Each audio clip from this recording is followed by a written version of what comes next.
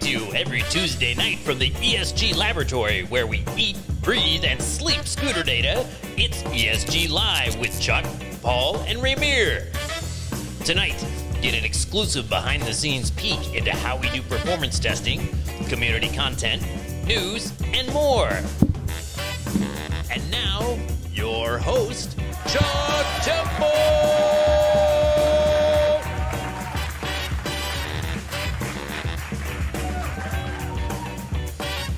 Hey, what's going on, everybody? Man, this is it's kind of a highlight of our week. We're the last few weeks we've just been like really enjoying the live show, hanging out with everybody. I mean, just like joking around with each other. Anyway, it's always like, I don't know. I used to get so nervous before live shows. I remember like, you know, I would reward myself with popcorn when I got home because I'd be so nervous before every live show. And now it's like the thing that I look forward to. I think we kind of all do.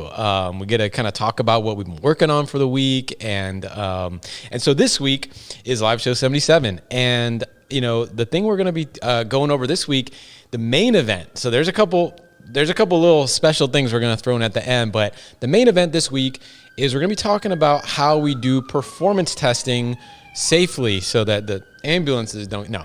It is about safety, but it's about how we, how we do our performance testing. And, you know, performance testing is kind of one of those things. I think, you know, Electric Scooter Guide, ESG, we're kind of known for, I think, two things. One is the reviews that we put out. But that's really a lot based on the data that we are getting for the industry. So when we started, you know, the electric scooter industry was really confusing. It was fragmented completely. Nobody knew what was right, what was wrong.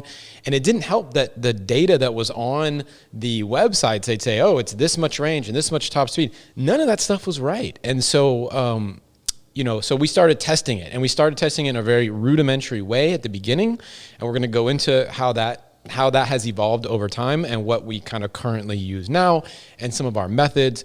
And then we're going to show you where, you probably already, if you're watching this, you probably know where to find the performance testing. It's on our website. Big link says performance something. Anyway, so we're going to go into that. But then also we have a little preview. We got two new scooters in the last couple of days. One is the VORO Motors Roadrunner. We have a prototype. We're kind of helping them test that scooter. We're going to be giving feedback, and then they're going to finish kind of developing that scooter along with us based on that feedback. And we'll have a video out, but we're going to just show you a preview because we've been riding it a bunch this last couple of days. I think it came in late last week. The other big scooter is like Christmas here earlier today. The Phantom came. And so basically, I was supposed to go get lunch, and lunch went out the window. Yeah, it's right there. Lunch went out the window, and then we started practicing for the live show late because, we had to go for some runs on the Phantom. So we'll do a little preview of the Phantom, I think right after the news section towards the end of the show, along with the Roadrunner. Both amazing scooters, really fun, like revolutionary in their own right, both of them. So we'll go into that a little bit. It's not going to be a full review. We don't have testing or any of that stuff yet. We literally just got them. But anyway, should be a good time. Join the ESG Facebook group. So up here, there are the links. If you're on Facebook, hit up the Facebook group. There's stuff going on every day. And actually, we do a giveaway every week. This week's giveaway is from Armadillo. So thanks, Corey, over at Armadillo's, one of the greatest guys in the industry. So he's giving away tire sealant worldwide to folks if you win it. They also do Photo Friday and Mod Saturday and Scooter Ride Sunday and the safety gear Wednesday and like all these different things. So we'll be showing some of the content from that over real soon. If you're on Instagram, join up our Instagram, because actually all of our content is just kind of in a list there. Also, we're constantly doing like behind the scenes stuff. So when we get in scooters, we're like just filming it right away and just kind of showing some behind the scenes stuff. And then if you're on YouTube, make sure you subscribe and hit that thumbs up button and let's get this show on the road. All right, let's start off the show with ESG's Photo Friday.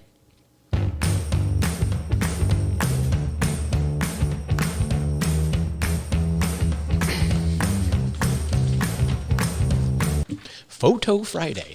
All right, so man, it's always Philippines and the UAE and sometimes the US, but honorable mention this week is this might be my favorite photo of all, but honorable mention this week goes out to Ricardo posting this lit photo of in northern Mindanao, Philippines. He also posted a riding video, which we'll show you later. But I mean, just pause and like look at like this is just anyway. The video that's coming up later is like even cooler. It's like so great. And I think he has a thank you screenshot that we're gonna show you, so I don't have to read that because I will never get those words right. Iligan. Yeah. Okay, runner up this week goes to. There's two runners up. Number one is Germs Yambao, posting the Unleash the Beast 011X in Abu Dhabi, Marsa Mina, UAE - Philippines. I'm not sure.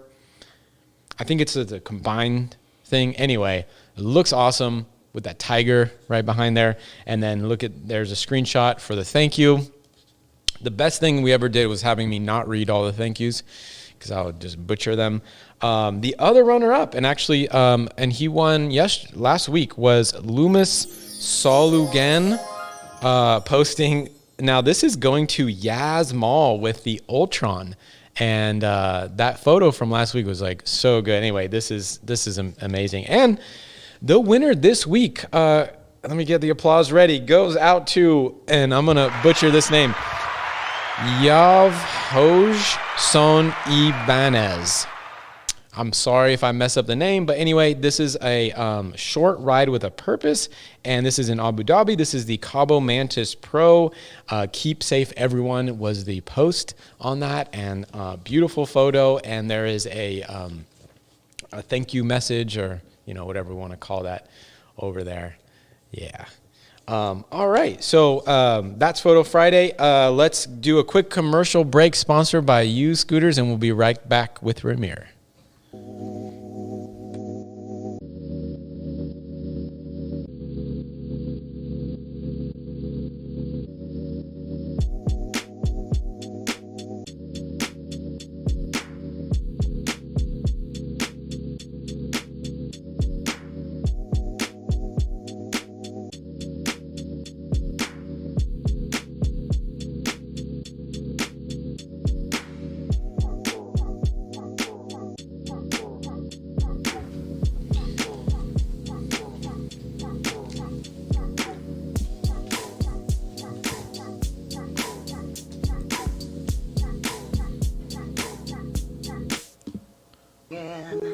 Hoping that they catch me riding dirty, try to catch me riding dirty, try to catch me riding dirty, try to catch me riding dirty, dirty, dirty, dirty.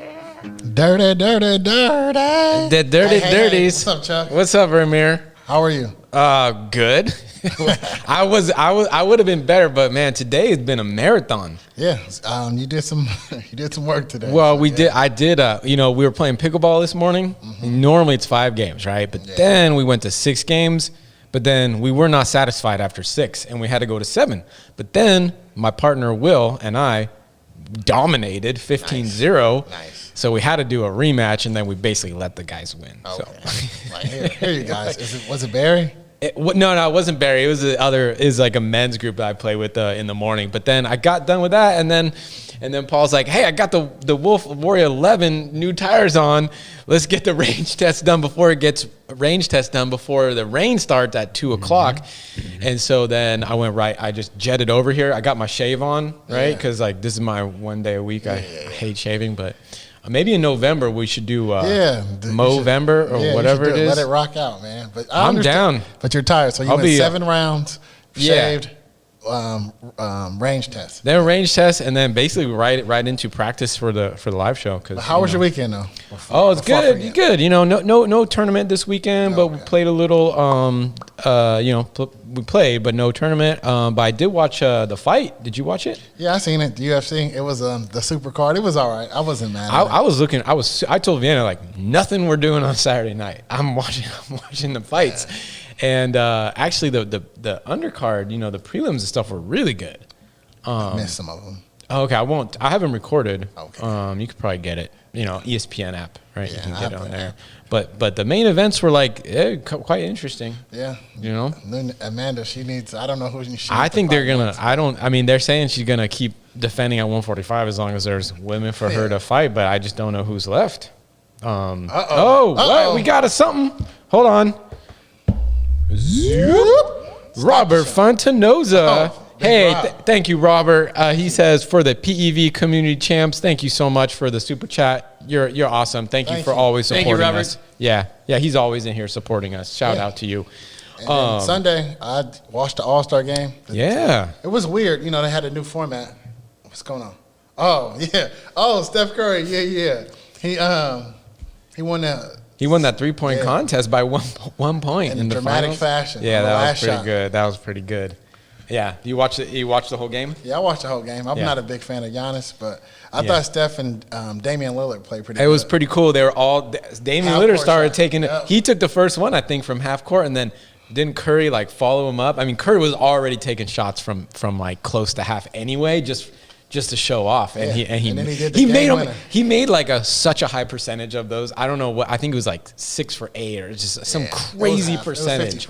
It was crazy from the distance he was. Anyway, so let's get into community content. Yeah, all right. Community content. This is for the people, by the people, and it's over on Facebook, and it's spearheaded by David Voss. Yeah, Mr. Vosk.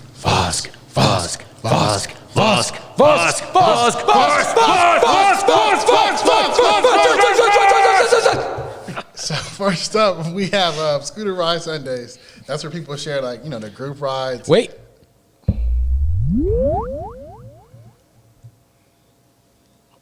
Carter Nordium. Hey, Carter Nordium, sponsored by the Nordbots. Okay, the Nordbot store. Check out the Nordbot store for all your Nord needs. For the Segway 9x needs, actually. Cool. Okay, so thank you, Carter. Up first, we have Don Libo. He shared this group. Oh, he's into our Dropbox. It was the easiest. Thank you for uploading to the Dropbox. It's really nice, really helpful. We didn't have to rip it. It's like already on our computers when you use the Dropbox. Yep, so high quality. Yeah, and we don't get the rip quality. It's cool though. Nice. He's in traffic, but he didn't leave us information because he uploaded. We were trying to figure out where this is, and it's Spanish music. Oh, there's another one. Whoa. Here, I'll do this while the video's going. Let's keep the video going. Shout out to Yeehee. Thanks for the reviews, really helpful. Thank you. Thank you for your appreciation. That's why we do this. And shout out to everybody chatting it up. I saw everybody in there earlier. It's great. So anyway, cool video. Chilling, cruising. It looks like it's got to be Philippines or maybe in like South America. Honestly, I don't know. I'd like to know. I hear reggaeton, so I almost came out the jacket with the music. But anyway, that's a different show. All right. Oh, what show is that right here? Anyway, next what kind of side business is going on? Hey, man, here? It's hard over here. COVID. There's a market for that, All right. Next up, Bro J Martinez, you know him, you love him, shared this video of 22 riders flying by on the EK SAD team in the UAE ride on Friday night. And guess what? This is in Yas Island. And if there's any UFC fans out there, Yas Island, I believe, is Fight Island. This is the island that the UFC made. So, Look at them. Maybe, oh, geez, there's another one. Wait, no? Is it another one? Yeah. No. Oh, dang! Mike Suarez always coming through. We're gonna have to get that. We're gonna have to get him on the show. We're gonna have to get him. We're gonna get him something. Mike Suarez, thank you so much. We're gonna have to start wearing like I Like Mike T-shirts. I know, right? That's a good one. I like Mike. You know who Michael Jordan is. That's sponsored awesome. by. That's awesome. He says, much love from New York City. You know what? New York City, whenever you look at the stats of like where our visitors and stuff come from, right? It's like, yeah, number one is U.S., but like it's pretty international. But if you look at the top city in the U.S., it's like double in New York than anywhere else. And New York is like barely legal, They not just legal. got scooters, yeah. Yeah, So. I mean, and yet like there's so many, such a high percentage of riders in New York City. So, okay. Next up, we have Brian Patrick Rice on Facebook, but on YouTube, he's Scooter Gang. And I think I seen him in the comments earlier. But yeah, we posted this One of the top contributors on the Facebook group also. showing the dogs, checking them out. Yeah. If you ever rode a scooter near dogs, you know this feeling. Your heart starts to race. The anxiety creeps up as they start looking at you. Look at that one. He's like, Yeah. He's like, let me get him. Let me get that ankle. all right, we have another super chat. Woo! Check it My out. Goodness. Oh, it's just pouring in today. PEV Riders Club, thank you so much. Thank you, ESG, for this cool and entertaining live show from us at the PEV Riders Club. Awesome. Thank you very much. Awesome. Carlos, right? It's Carlos? I think it's Carlos. I'm not sure. PEV. Well, Mr. PEV Riders Club. So, Thank you. Tell me I think it is. Anyway, man, it's great. It's great to feel the love, man. Cool. Can you feel the love on the live show? Lion King, no? Yeah. I'm ready for Paul to like duet you on this one. I'll start warming up. Nah, Paul does this the other kind of music. Okay. All right. So next up, Ronel Marciano posted this split screen video. Oh, so hold on. Before we post it, it starts with a screaming horn or something. Oh, So yeah. just like cover your ears. Yeah. Ronel Marciano posted this split screen video of him ripping ahead of the rest of the group on the Dualtron Eagle Pro. So it's like Paul's favorite scooter. Yeah, I think Richie turned it down, Oh, yeah, so that's it much wouldn't better. kill anybody, kill your ears. But it's kind of cool. You get the front view and and the rear view and everything. Nice. Yeah, yeah. There we go. There we go. Awesome. So next up, we have Erica Joyce, Madranga Ala Ganga on Facebook, and Batgirl on YouTube. Batgirl. Yeah, it's a ride in the Philippines. Check it out. Some nice music, nice scenery.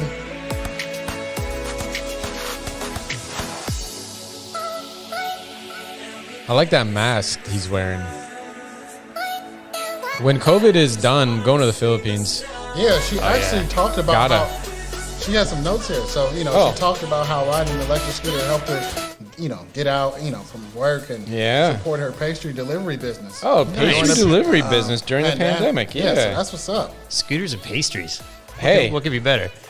She cautions not to fall asleep on the ride and showed some images. And anyway, on Facebook, you can check out the whole thing. We can only play a clip of that. Yeah.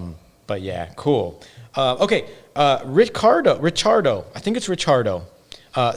Anyway, the same one that won honorable mention in Photo Friday shared. Now this is, remember that video, that photo of the eight. It's like my favorite video. I want to make photo. that picture my background on my computer. I think. It's so beautiful. So good. It's so Yeah. beautiful. Anyway, this is the video that comes along with that photo that you saw in Photo Friday. So Oh, there it goes. Yeah. I'm like, what are you talking about, Chuck? whatever this is, it's just so relaxing to me. Like the music? It's like eye candy And ear candy. and ear candy. Where is that? Well, Cayuga de Oro in the Philippines is where that is. This is so cool. We just let that play. That's my All favorite right. ride. All right. That's my favorite ride video ever. Is it? That's fantastic. It's so good. That was right? number one It's for so me, but the good. next one is really number one. So actually, the ESG team, we never gone out before as a group and did a ride. But here goes our photo right here. Boom! Check us out. We got Trina, Chuck, me, Richie. Richie with his face being shown. Oh wow! Whoops. This is a rare Richie setting. And Took his Paul. helmet off. And we had a fun ride. Did you guys enjoy it? Oh yeah. Oh Yeah, yeah. That, it I was mean, great. It's so good to get out from the office and just go enjoy. It was such a nice day too. Yeah. Being around friends and I consider is. you guys my family, so it was nice. And here goes this ride. We're gonna Yeah, show we you took some we of it. took a quick video took of a it quick for you video. guys. Go for it.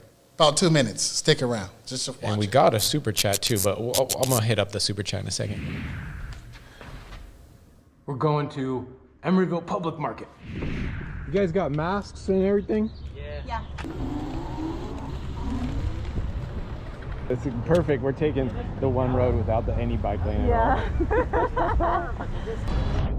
Now I know where we are. It's easy from here.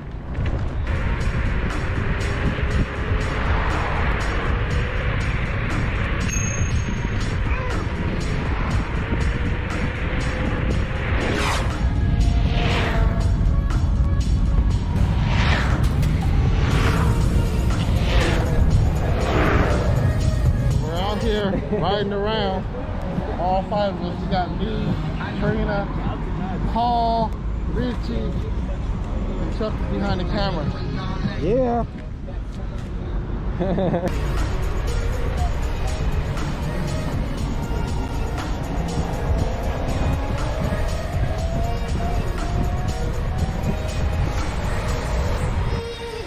We just went out, we drove, we had lunch, and now we ran into a little hiccup. Flat tire. Wow, wow, wow. Let's just look at how flat that is. Super. Oh boy. All right, so what do we do? No, nobody brought. If we had that. Throw away the scooter. We're throwing away the scooter. Sorry, scooter. I meant to say to the go bag. Yeah, where's the go bag, Raymir? And we also could have used that. What is that? That Xiaomi pump. Yeah. If we had brought the dang Xiaomi We only pump. won that contest. Hey, yo, turn back. Say what's up.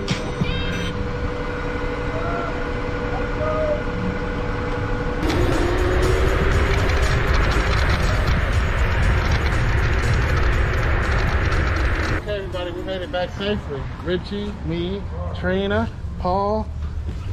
What's his name? I forgot his name. Chuck.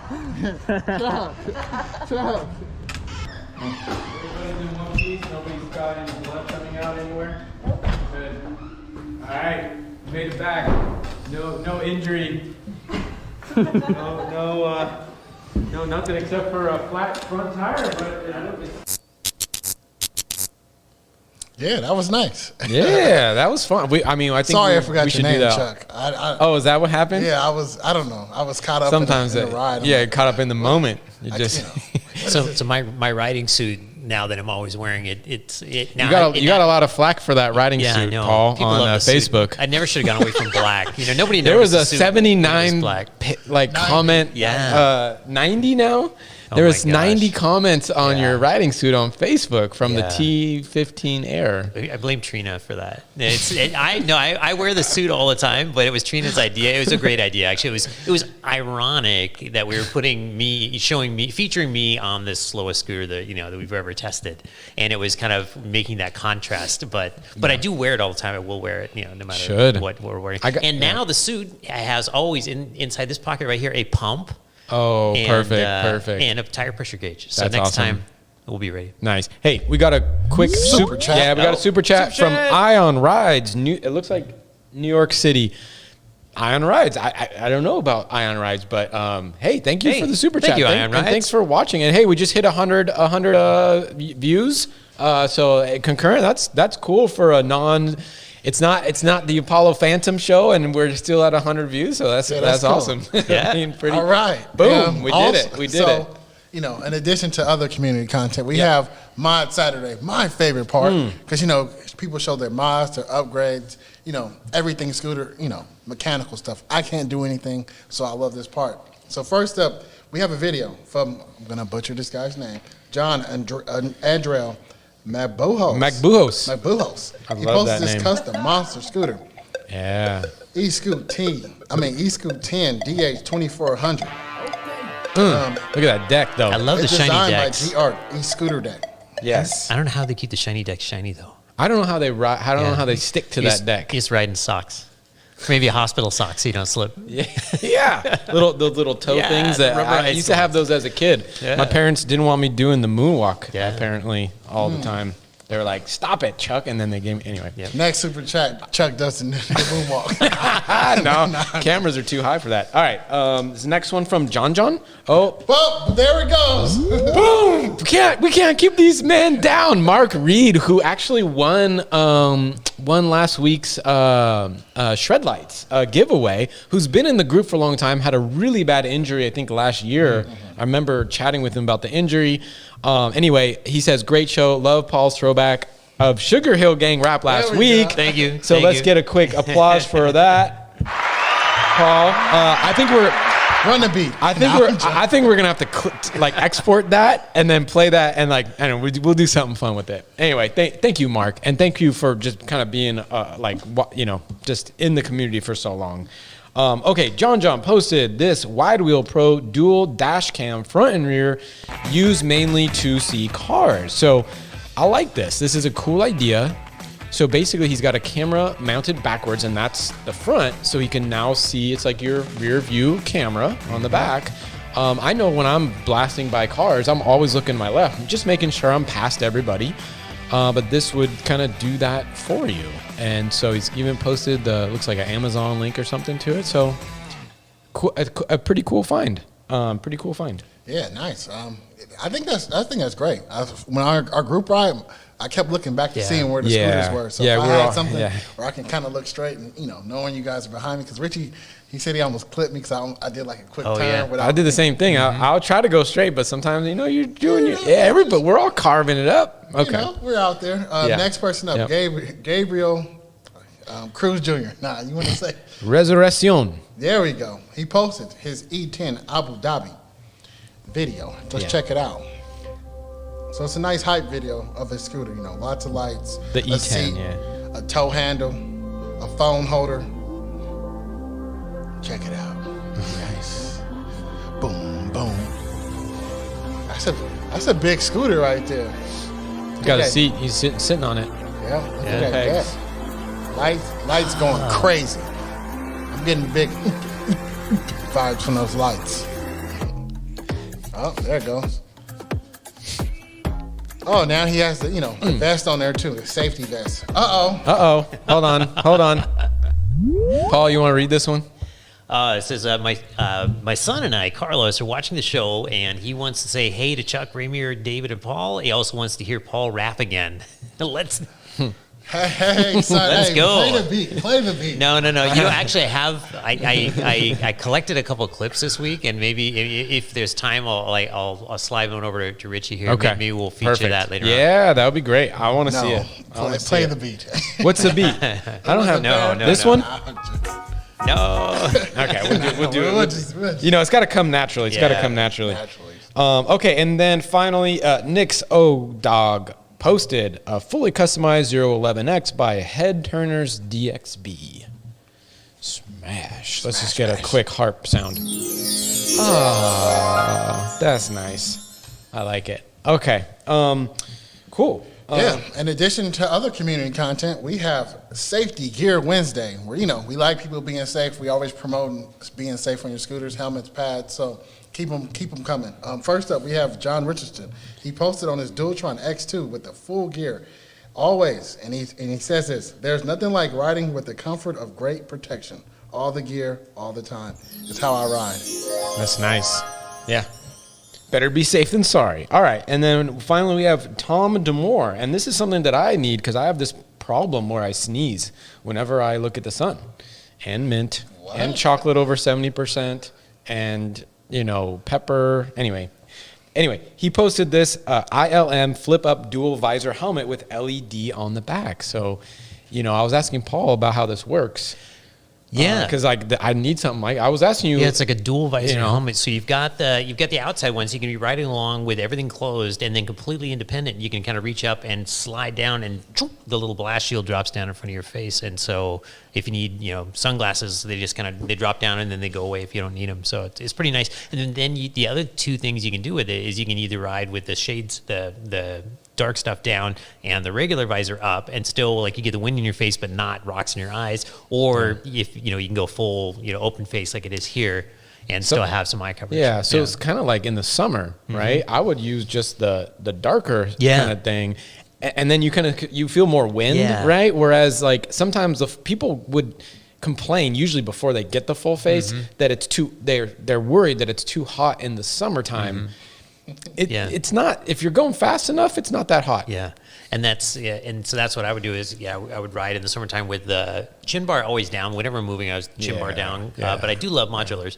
And then, but I would have the big face shield open and the sunglasses down. It'd be really nice when we ride. I might switch to something like that because sometimes I have to wait because if the thing is down and you have to sneeze and you feel the sneeze coming on, and I sneeze 5-6 times.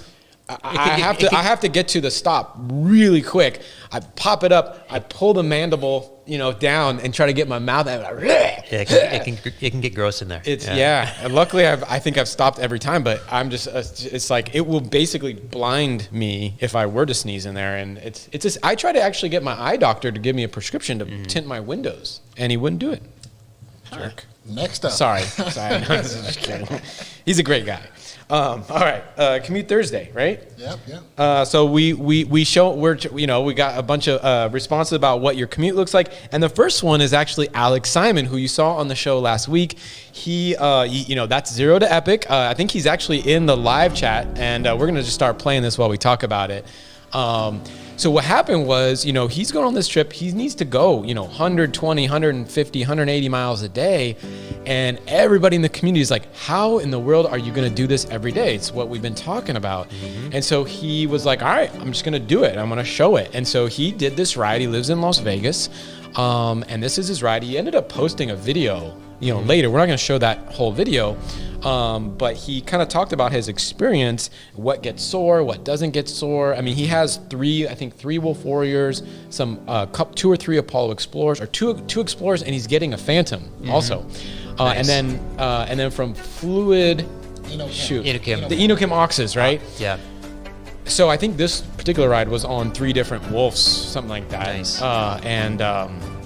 He goes into detail about how that worked. And he's a triathlete, so this makes sense. This is what triathletes do. They get put a challenge in front of themselves and then just go out and start training for it. It's not like you don't make the mistake of showing up on the first day being like, okay, let's see how far I can ride. So it's amazing. Amazing how much preparation goes into this. It's amazing. Yeah. Cool. Very cool. Our next Commute Thursday is somebody from our own Bay Area, Joseph Kamens. He posted his ride from Richmond to the Bay Bridge.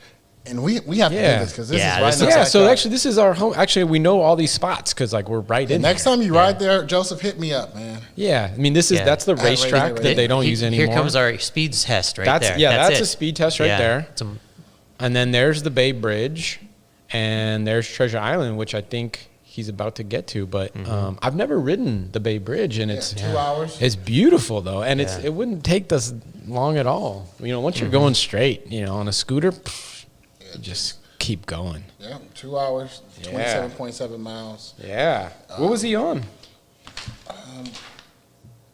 I don't have it here. Maybe in one of the photos. I didn't catch it, but anyway. Cool. So, hey, if you want to participate in that, you could be on Facebook. You don't even have to be on Facebook. Just throw stuff into our Dropbox, which is in the description here. Okay. So, ESG update time. All right. So, we got some updates for you. So, we have an updated review of the Xiaomi M365 and of the Wide Wheel Pro. Both of those are already live on our website.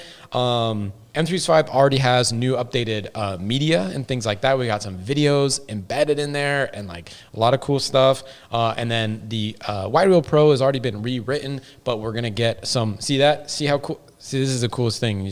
I know this is old tech, but it's new for us. So anyway, we're making the website a lot more kind of cool.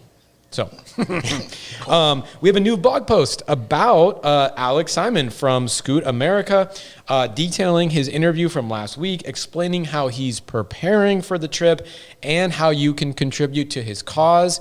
Also, the itinerary for his trip is also on that page, I believe. So like everything you need to follow along to support him.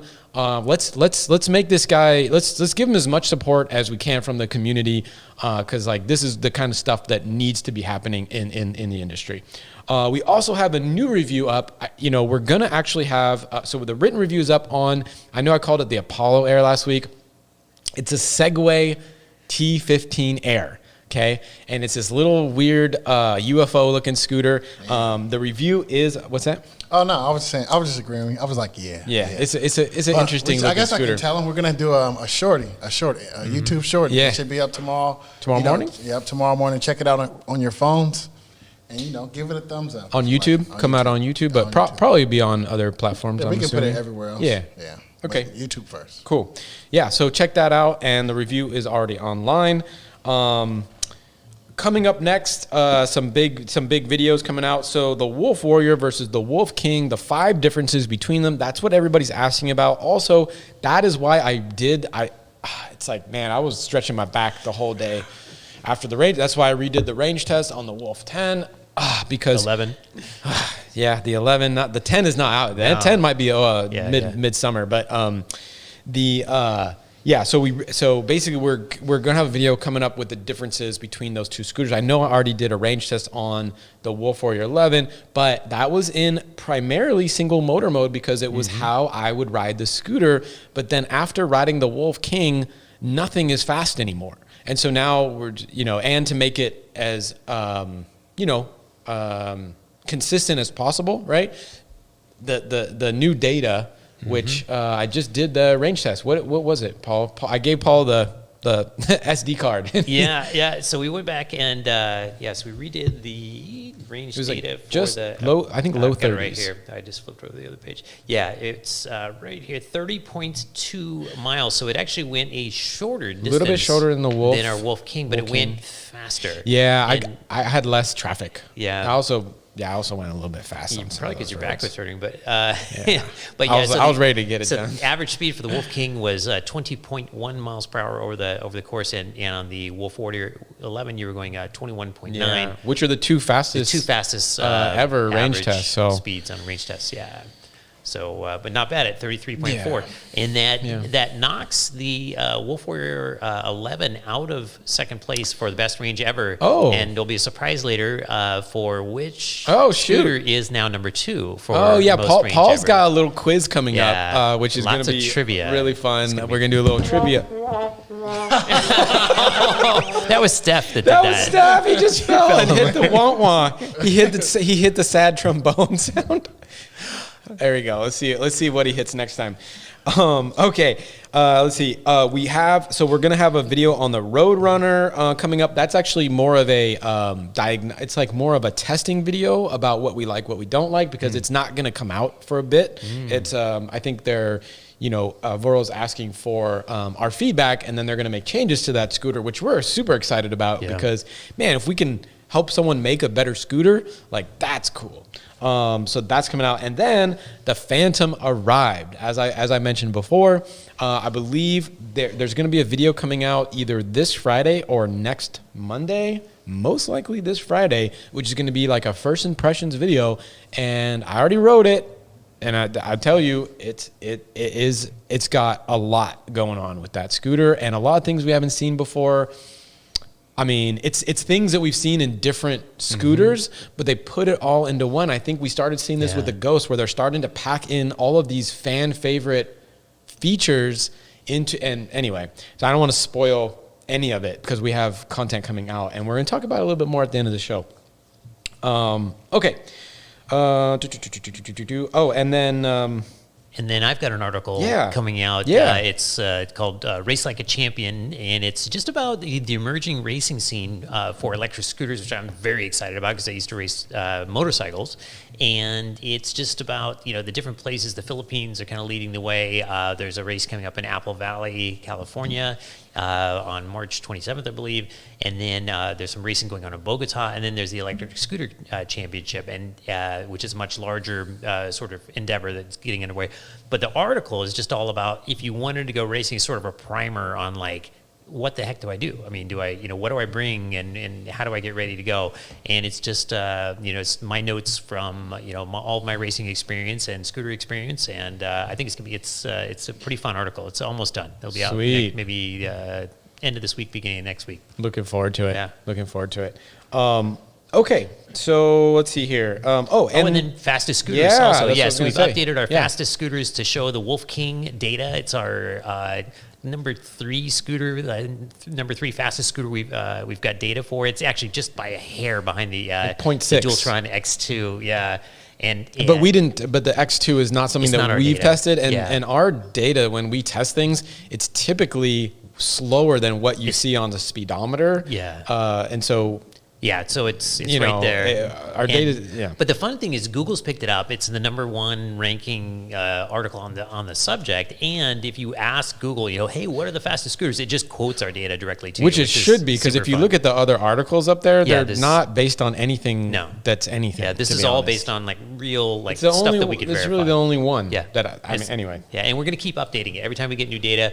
I've been talking with some folks that have some Ryons, and we're supposed to get some real curves. Right now we just have a single data point. We want to really get the acceleration curves in there and get those 0 to 30 times and all that good stuff. So we'll keep updating that. Awesome. Yeah. I would look forward to that, Paul. Okay. All right. So now it is time for the deal of the week. The deal of the week this week, in honor of the Y Wheel Pro article being refreshed, is a deal. And we have a video of somebody that I met in Boise that couldn't stop talking about his wide wheel, because the wide wheel fans are rabid. They love those wide wheels. Anyway, there's a deal from Fluid Freeride right now. You get $100 off the Mercane Wide Wheel Pro. Link is in the video description, so check that out. And there's a QR code right on the screen. Oh. Looks like Trina got a QR code. It's even got our logo in the middle So of it. if you're watching on your TV, let us know if it works. Just I guess you just put your camera on it. You put your right? camera on it. You don't even have and to take a picture. It'll ask you if you want to open the website, and then it's just going to open the page so you can see the scooter. It's not going to automatically buy anything. That's amazing. It's amazing. All right. Okay, cool. We have a video queued up, Richie. A quick 10 seconds from the guy from Boise. Here we go. I love that the first word is crap. I've seen other guys that have stripped them down and painted them different colors. Yeah. But yeah, I'm still on my original motors, Okay. original tires. I love he's got a water bottle on there. Everything. Yeah. It's so modded out. Oh wow! Early August last year. Yeah. I've been riding all year. I come over here and that's like I said. I don't jump off curbs. Yeah. I mean, basically, I think, if you treat your wide wheel well, it will last. But don't be what are you saying? Is don't. It's not an off-road jumping scooter, even though the suspension looks like it. It's not really for that, right? But it is a joyride scooter, and we don't consider it really a commuter scooter as much as a just go out and have some fun type scooter. Okay, quick commercial break sponsored by us over here at ESG, and then Paul's coming in for the deep dive on how the heck we do all this performance testing. Be right back. The new and improved Electric Scooter Guide website now includes an updated database which adds water resistance ratings and scooter dimensions, all sortable and filterable and available in metric and imperial. Updated performance data of over 40 top electric scooters, including range and acceleration. The results of the world's largest electric scooter survey, showing you the top 13 electric scooters as voted by actual riders. Extensive reviews of over 43 electric scooters. The world's largest collection of updated and exclusive coupon codes to save you some cash. A new group ride finder local to your area. Check it out at electric-scooter.guide. Yep, there's the mics. Okay. All right. Performance day. So so we didn't know if this was a topic people would want to hear about. It's not a sexy topic like it's not the Apollo Phantom release, but the performance data is kind of the thing that, I guess we kind of are now known for. This is the stats that people quote, around the internet when they're trying to find out like what's what about a scooter. We don't realize that, we got to kind of be perfect on this stuff. And so we wanted to show the lengths that we go through to basically get the most accurate data in the industry and hopefully be setting the standard for range, for top speed, for acceleration, all that stuff. I told you a little bit about like why we do it, and it's because when we first started, there was no place where you could get accurate information. It was all a jumble. Everybody's like, okay, it's a Joyor scooter and Joyor scooters, right? It was like, that was the question 2 years ago of like, where do you, and it's like the Spanish company, the Chinese company, which one's good, which one? it was just a mess, right? And you know, you had to research a lot. If you just went on Amazon, you just didn't know what to do, and there weren't really any websites that were really giving this stuff out. So that's why we do performance testing, is so that, you know, you can get accurate data and understand what's going on. Also, really quick mention, if you have questions about performance data, hit @Electric Scooter Guide as always, and we will answer the, we'll get to your questions at the end of the deep dive on how we get performance data. And one of the great things about all this performance data, and one of the things that drew me to, you know, want to join ESG, is just the way that data, you know, you can really settle the argument. It's like so many of the discussions about scooters, you know, it's opinion, and so many of the reviews are opinion. And of course, opinions are important, you know, who we like something or not, whatever, you know, that gut feel, that definitely counts for something. But, you know, if you measure something, then you can really say what's what. And that was, you know, my whole life, like, measuring things has been a hobby of mine. This is like my personal set of calipers. This is my personal dB meter for measuring, you know, how loud things are. And this is how we measure the horns. This is actually, I bought this for the shop. This is the little fish scale that we use to measure the deck traction by, you know, how hard you pull things along. And I just got, you know, just tons and tons of measuring tools. And that's just been, then that's the ultimate thing, is when you've got the tools and you use them consistently, then you can really hash out, you know, what's what in a very, you know, definitive sort of way. Yeah, I think like the word that I think we used early on was, you know, kind of data driven, right? Yeah. So we're kind of known for our reviews, but we're also known for having real data on these things. And then when you get enough data on enough scooters, and if you look over there, there's 60 scooters, then you can start making comparisons, and you can start saying, hey, I think this is the best one at this price, because we kind of have the data to show that. Now, of course, ride quality, right, that can be subjective, but there's so much that is actually not subjective that's super objective. And we're going to get into, when we're going to take you through sort of, you know, how we measure things, and exactly, you know, a little bit of the evolution of how we got into that. And then I'm going to take you through some data trivia at the end of that, where we're going to try to guess what the extremes, like the heaviest scooter, the lightest scooter, the most range, the least range. We're going to go through some fun stuff like that. You're going to ask Ramir and myself, so right? And we don't, I only know one of them. He told me one of them earlier, and Ramir and I can kind of guess on those. Yeah, I kept it out of the script. I kept it to myself, so they don't know. Yeah, I haven't seen it. Yeah, I haven't seen it. It's you know, I'm willing to be right on everything later. Okay. I'll check back. So I'm just gonna go quickly and just talk about how we, how we started, right? And so for the first maybe 5-6 months back in 2018, I guess at this point it was, we started off, saying, hey, I think we need to be able to measure this stuff. How should we do it? We didn't have any equipment. We didn't have any money. We didn't have any startup cash or anything like that. I had a GoPro. And so the first couple scooters, like the GoTrax, things like that, basically in order to get a distance measure, and I started out at doing 50-foot increments on the pavement in front of my house, and I bought a 200-foot measuring tape from the Ace Hardware downtown, and I put duct tape on the roads, put on a GoPro on my helmet, turned that face down so I could actually see when the scooter went over the duct tape at 50-foot increments, and then played back the video, and that's how we got our data. And we have a quick video to show. This is still on the channel, actually, from a long time ago. Go. The sound. 100.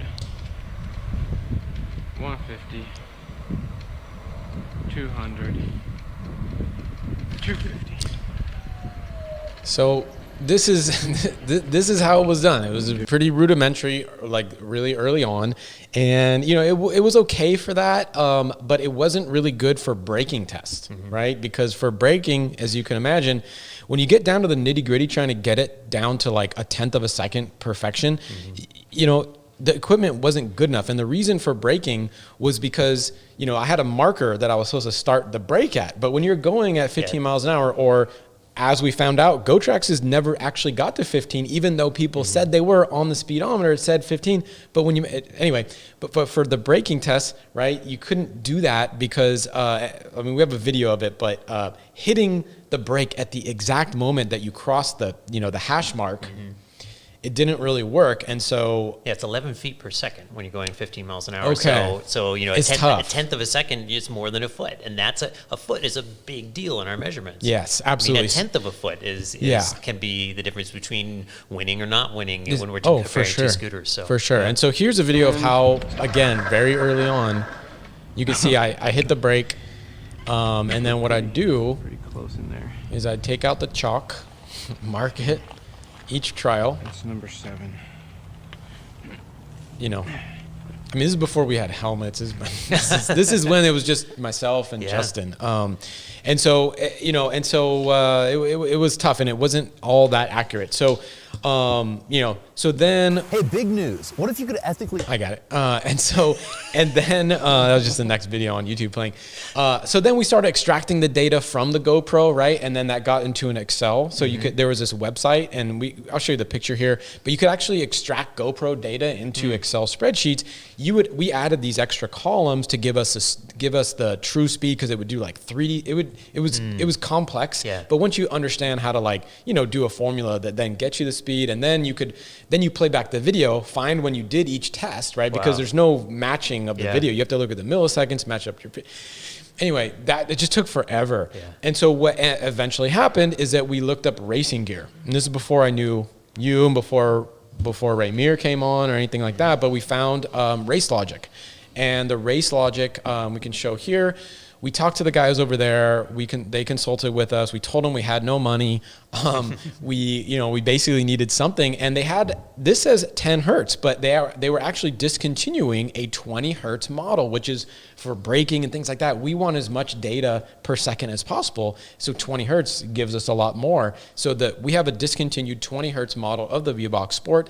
That's what we use now, and it records data to an SD card. We then use their software, which we have a image here of how we actually go through and analyze everything. And so certain things have, you know, we do, so for like for acceleration, we do 3 tests, it's a medium. For hill climb, it's 3 tests, it's a median. For braking, it's minimum after 3, sometimes 4, right? And then top speed. Top How does speed top actually speed work? Yeah, so that's a good one. In fact, this graphic is perfect for that, because that is what a top speed run looks like. And what we do is we run the scooter out until we get at least 3 seconds of where it's just staying flat, and that means you've hit top speed, you're not going any faster. And then we'll actually do 2 runs in opposite directions, and then I will take I'll put the cursor on either side of that flat section. It'll give me an average speed over that 3 to 5 seconds, and then I'll do that going the other direction, and then average those 2 numbers together, and that cancels out any wind, if there's any slight uphill downhill on our very, very flat speed test area, and so it just all cancels out, and you just get a good number. And it's very similar to what the Bonneville speed test folks do. Yeah, and I think it's also important to note that on acceleration tests, we tune the scooter 100%. People ask this all the time. What were your P settings? They're maxed out. We know the P settings. We have a P settings database on our website. So that's like, if we mess this up, which has happened before, it sucks. But we go back and we redo the whole thing, and that has happened. Or say I'll come back and in the morning I forgot to pump the tires perfectly. Do it again. I do the range test all over again. And one of the things we found, a couple of times we found that the manuals have had, like, the initial torque setting is backwards for, 5 as fast as 1 as slowest. And now I throw it up on top of a box, both wheels are off the ground, and I'll spin it up, and you can just hear it. You can hear it if it's spinning up faster or slower, 1 versus 5. And then we know. So yeah. Let's see. So I mean, those are the different. That's how this whole thing developed. We now use that type of equipment. And so the first test, I was going to kind of go through each test that we do really quick. And then the other kind of things that I'll just note here are that, tires are pumped to exact specifications on the tire itself, unless it's specified in the manual that it's different. So that's something. If we mess that up again, we have to redo it, because we'll get called out on having the wrong data. And that when that happens, that's the worst for us, because it's like, Yeah. For braking, they're tuned to kind of like our liking, I think, for the most part. But when we're doing hard brake tests, it's almost all mechanical. I don't think the e-brake, makes a massive difference. If there's moisture on the ground, which has happened, I remember I did 3 acceleration, braking, everything tests on I think it was a Turbo Wheel Swift or something. It was something like that. And I had to do that 3 times because it was too much moisture. It was like slightly rainy. And then the next time the ground was still a little bit wet. And then the next time it was dry and the numbers were totally different. And so basically what we learned from that is like, we just can't test it at all unless it's dry. Which sets us back. Well, also when we're trying to get a video out, right, we have a 2-week cycle to try to get, a review, whatever it is. And we get, it's raining for 2 or 3 days, or it has rained, we can't get the testing done. Yeah. One thing we're lucky about though is the temperature stays pretty consistent in the Bay Area. The weather's really mild. And so as long as we pick the right time of day, we're always pretty much going to be in sort of like 50 degrees to 70 degrees sort of temperature. So battery wise, we're always in a good spot. Yeah. And then also, the way it's performed is we first, of course, charge the scooter to full. Okay. We have to go to the spot where I used to live because the hill climb test was actually about a mile from my old apartment. And so when we were at the old office, we'd actually have to drive up Berkeley and then stop at the old apartment and then ride from the old apartment to the hill climb so that it was consistent. So the battery voltage was, basically in order to get really consistent data. That's what we do. Now we actually work just a couple blocks from my old apartment, so now we can kind of just coast down or whatever, and then ride to the range test.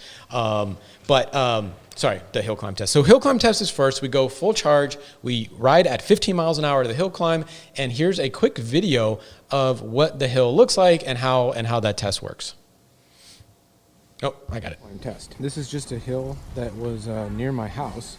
It goes up 20 feet. Over 200 feet of distance, and that makes it exactly a 10% grade. 10% is quite steep, so you can kind of see here some bicycles that just passed me. That is how fast they go up. I love this. So you can see them sort of struggling up the hill. Very fast. Yeah. You got to stand almost. You have to stand up. Yeah.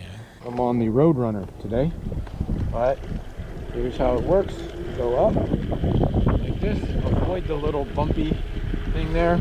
I guess it's kind of obvious how you go up a hill, but all the way you can kind of see the steepness of the hill. It's hard to know what a 10% grade, and people get it confused sometimes. Yeah. And then we try to stop. They think it's 10 degrees, but 10% grade is different. We go through the street, which can be a problem on certain scooters, which is why we have to have spotters sometimes. So we do that. We roll back down the hill, and we do that 3 times. So we do the hill climb test 3 times, but one thing I mentioned there is when we're on slow scooters, no problem, right? You get up it, or a couple scooters don't make it up that hill, right? But then when you're on a fast scooter like Wolf Warrior, Apollo Pro Ludo, right? Those can be hairy. And so we have a quick video from the Apollo Pro Ludo review where it shows what happens at the top of the hill. For our 200-foot 10% grade hill climb test, knowing how fast both of these scooters are, we ended up using a spotter at the top of the hill so we wouldn't suffer any fatalities. We mount our Race Logic equipment on top of full face gear. Of course, we're wearing full padding as well today, just because the scooter is really fast. Safety is always the utmost concern. We'll usually run 3 to 4 tests of the same hill climb. We'll take the data, we load that in the computer later, and that's when we actually find out how fast we really went.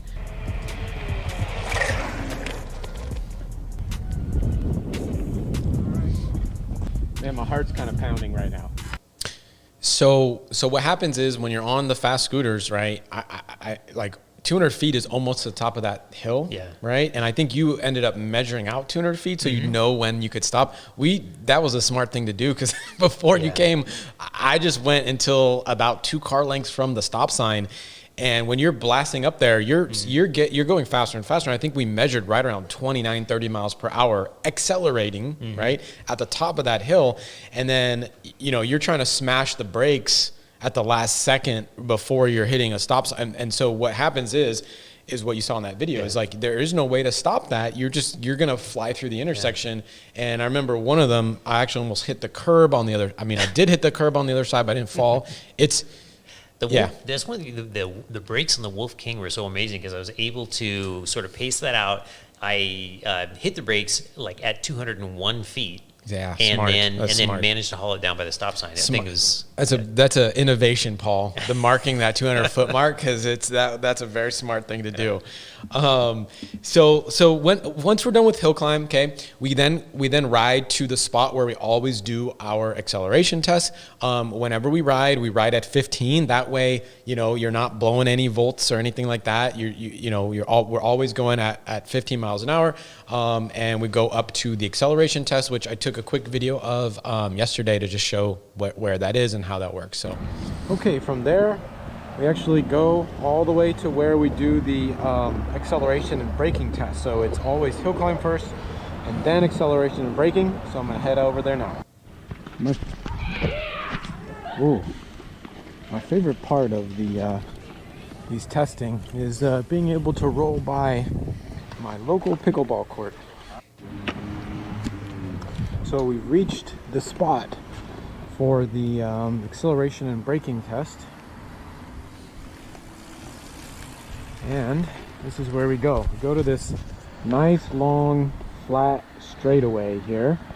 The only problem is that sometimes it's really hard to find a time when there's not a bunch of bikers and people walking around. So that's probably the hardest thing about the acceleration test. Also, I should mention that on the way here from either the hill climb test or from the old apartment to the hill climb test, we always go 15 miles per hour just to conserve, the voltage and everything like that. And we do that no matter how fast the scooter goes, always 15. I guess I said that and already. When we start on each test, of course, we're gonna do kick to start on every scooter, no matter if it's zero start or kick to start. We do it the same way every time. So this is the run. We just, we wait for a break, and then we just right behind a lady running. On the run with you here. I was going slow, so that's fine. I do have two hands on my handlebars, but this is what it looks like. I'm not gonna go top speed here. One of the nice things is that trail gets so much use that the pavement stays pretty clean. And it's pretty consistent. Yeah, there's no bumps. We always go the same way as well on that particular one. And actually, I'm gonna turn it down, but and actually, and then I'll just preempt the video. We do the braking going backwards, so it's just efficient for us. But what was I gonna say? But for top speed, right? Most scooters will hit top speed in that 600 feet that you have in that block. But there's a few scooters, right? Which I know there were some comments already coming from social media asking, why don't you use a longer strip for top speed? Well, most scooters you don't have to.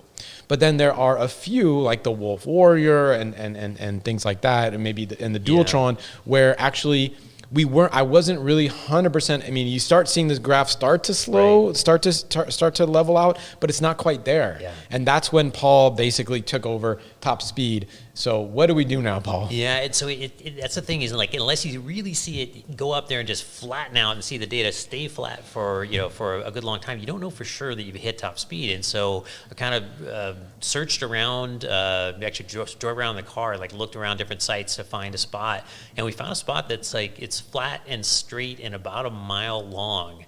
And so when I was doing a recent test on the Wolf King, I sustained 55 miles an hour for 2,500 feet at top speed, just to kind of make sure I had it at the top speed. And then we will, I'll do that run and I'll run it back the other way. We try to make sure that the fast part happens at the same piece of pavement, and then we'll average the speeds where we're sustaining top speed from this direction and this direction, and cancel out the wind, cancel out any little altitude imperfections, and we get our top speed run. So we try to be really, really rigorous around this stuff, and almost always results in a lower number than you would get if you're just going for that that maximum number. But it's you can go faster if you're going downhill, downwind, the right? There's a lot of things, but then you got to have some way of being consistent, and I think that I think we've got it, and I hope that other scooters will be, using the same criteria. And I do tuck though. You'll see in the videos anytime you see me doing one of these, I'll get really small because that's it's just a natural thing to do. And I've always tucked in acceleration testing. I think we've been doing that for a long time. Just just. But it's the same tuck down for all the scooters, so it's easy. And what's nice is that Paul and I are the same weight within a couple pounds of each other, so it's like we also have the same aerodynamic head shape, so that's also pretty good. I measured the other day. I wear 9 pounds of gear when I'm riding, but I weigh a couple pounds less, so it kind of that probably evens out. Plus, I've been eating a lot from COVID. You wear gear too, so. That's true. I do wear a little bit, but I mean, cool. Yeah. And then so when we get done, we get all this data together. We put it all in the database. We have our internal database, and then we have the the data that you can find on the website. So anybody can go and dig through all of our testing data. Oh yeah, I forgot to mention to look at the page actually. Yeah. Richie, I think probably can get it queued up here in a second. But if you don't know where, let me just. If you don't know where this is, all this stuff that we're talking about is in the reviews. It's in our videos. It's in our reviews on our website. But if you want to find all of it in like a kind of comparable, sortable format, it's that performance page on the Electric Scooter Guide website, and you can select which test you want to see or not see, just like Richie's doing right now, and then you can sort, ascending or descending for all those tests to see what's fastest, what's slowest, what compares with what, and this data is like within itself, right? Is the most there's nothing that's close to this on the internet. I mean, as far as like the rigorousness of how I don't know what the right word to say is here. It's like scientifically testing, I just checked. We've got over 60 scooters worth of data, about 62, 63 scooters worth of data in there. So it's really gotten to be a... Yeah. I mean, it's cool when it gets more and more filled up, we'll be able to, And then we keep an archive of all this stuff. We keep the original data, so we can always go back and dig through it, reanalyze it, and be like, how fast were we going uphill on this scooter on the range test, and and how fast we're going around corners, any of that stuff. And then we have an analysis sheet that we keep where we just kind of do our calculations and jam everything together. We can always double check our work that way. That's right. We literally put each test of each braking test of the 4 into a spreadsheet, and then that automatically has a thing for, the equals median function in Excel is basically what it is. But that gets us there. And then I think I forgot to mention how we do the range tests. The range tests, we've talked probably about it a lot, and I see a lot of questions coming in, so we're going to get to those, and then we'll get to the trivia night. But for the range test, I used to talk about it a lot, but it's a test that's on a loop. It's the same loop that we've been doing since day one. Okay, it's 4 corners around where my old apartment was, because that's just where I was, and so that's now the standard that we use for everything, which means we can't move anywhere. But it starts on flat. It then has a stop sign, right? It goes uphill about a 4% grade. There's another stop light, and then it goes. There's a bunch of humps. The roads going on that uphill are quite terrible. Actually, they're not flat at all. They're really bumpy, like just terrible roads actually. But then the other, I would say 2/3 of the route is pretty good. So there's uphills, there's downhills, there's starts, there's stops. It's basically trying to mimic an urban commute, semi-urban commute. There are parts where I can get up to. I mean, I'm not going to say how fast I go, but I can go fast, very fast on parts. And then there's parts where you get stuck behind cars. And so I think that what happens is it all kind of evens out, and you get these average speeds. So we do measure, not only do we get the total range of the scooter, and when we say range, right, people say, hey, well, it's not fair because the scooter that goes faster, right, it's going to burn those electrons, quicker than a scooter that's going 15. And that's true, right? But that's not the purpose of the test. Right, and that's also how you're going to ride it. I mean, you're not going to get a Wolf Warrior and go around at 15 miles an hour. And so we try to ride them in the way that we think people will ride them, and that's the key. Have it be really representative of how people are going to use them. Exactly. That's the key. Is it's how we would ride if we're actually commuting. This is which means this is what you should get, or somewhere close to that, if you're around our weight and have a similar type terrain. The other thing we do is we take the average speed on that range test, and we have that in our database. And sometimes we put it into the review, sometimes we don't. It's an internal kind of number that we like to look at, and it's not the average where we take the total time divided by the total distance, because then you get bad luck with stoplights. Yeah, and all of or a sudden sometimes it I go changes to the your number. bathroom too. Yeah. I was stopping. So we don't want to count that time, and so Yeah. we have a routine. We have a Python script that strips out any data where you're going slower than 2 miles an hour, because 2 miles an hour is basically the speed at which a scooter falls over. So you're just not, you're not motating at that point. And Motating, I like that. And I've compared it many times to the linear distance that the V-Box has for us, and it comes up, it gives the same distance. And so Cool. it's a way for us to know, like, hey, when I was on the Wolf Warrior 11, that was the fastest speed we've ever done a range test on average, which makes sense. Not that the Wolf King is actually faster than that. It's just that, on that particular test, I happened to, maybe go a little quicker on the downhills, or but it's a 1 mile. But we have that data, so we can kind of say, hey, it's actually really close to the same like range that you should get on the Wolf King. So that's that. Questions? Should we do questions? Yeah. Okay. First question is from Mark Reed. What's up, Mark? So he's saying more discussion on waterproofing scooters. Many owners have been focused on the inside of the deck. So actually, I'm going to keep these two. We'll get to that at the end of the show. I'm going to actually do just the performance stuff. So sorry. Jeff in Vegas asked, why not find longer testing strips so you can measure absolute stop speed, absolute stopping speed? You always seem to say the scooter could have gone faster if your straightaways were longer. Oh, sorry. Absolute, not stop speed, but absolute top speed. I read that wrong. Yeah, and so that's something we do now. From now on, any scooter it's been a couple months now, right? I think. Anything that hasn't, if it clearly maxes out, like the Ninebot Air T15 absolutely maxed out on our little run, and so that was very clear. And so we didn't need to take it to the big speed run. But anything, if we don't get a very clear, like 5 seconds at top speed on the little run, then we take it out to the big run. And I think you've done that on basically every scooter at this point. I think you've redone any top speed that wasn't. That's true. Yeah, because we have the historical data. We can look at those graphs from before.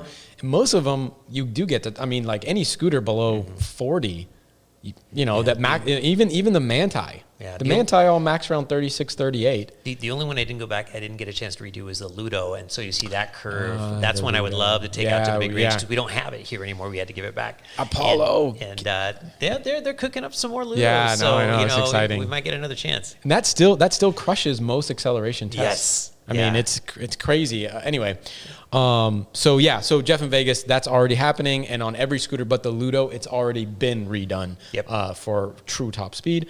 John Richardson, let's see here. Okay, so this is a good question. John Richardson says, I think the performance testing covers a lot of relevant information.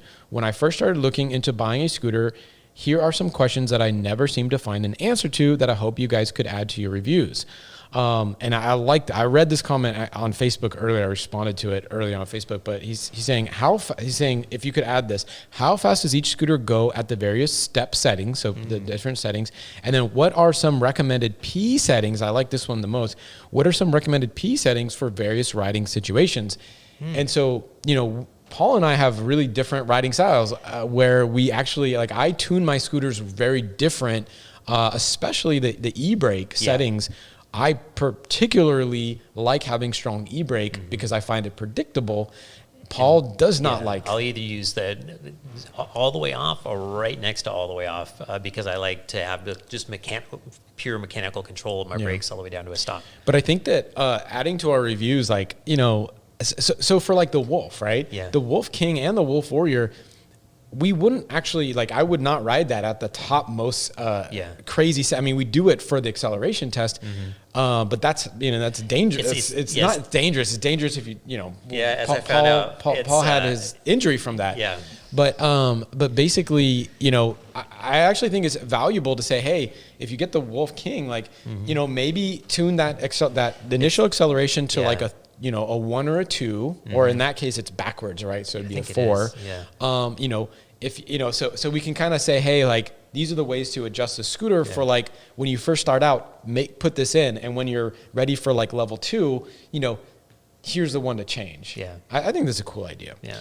And then for anybody who's curious about, the gears, at which speed, what speed it'll go on each gear, find if you can find a box or a milk crate or something, put your scooter up on that and just run it through those and pull the trigger, and it'll give you that number. It'll show you what the electronic limit is anyway. In third, when you get to third, it might show you a number higher than you'll ever get to, but that's what the electronic limit is for that gear. So that's an easy way. That's actually a great idea though, Richard, and we'll get it. I think we should try to add some of that content in there, but in the meantime, that's something that everybody can do.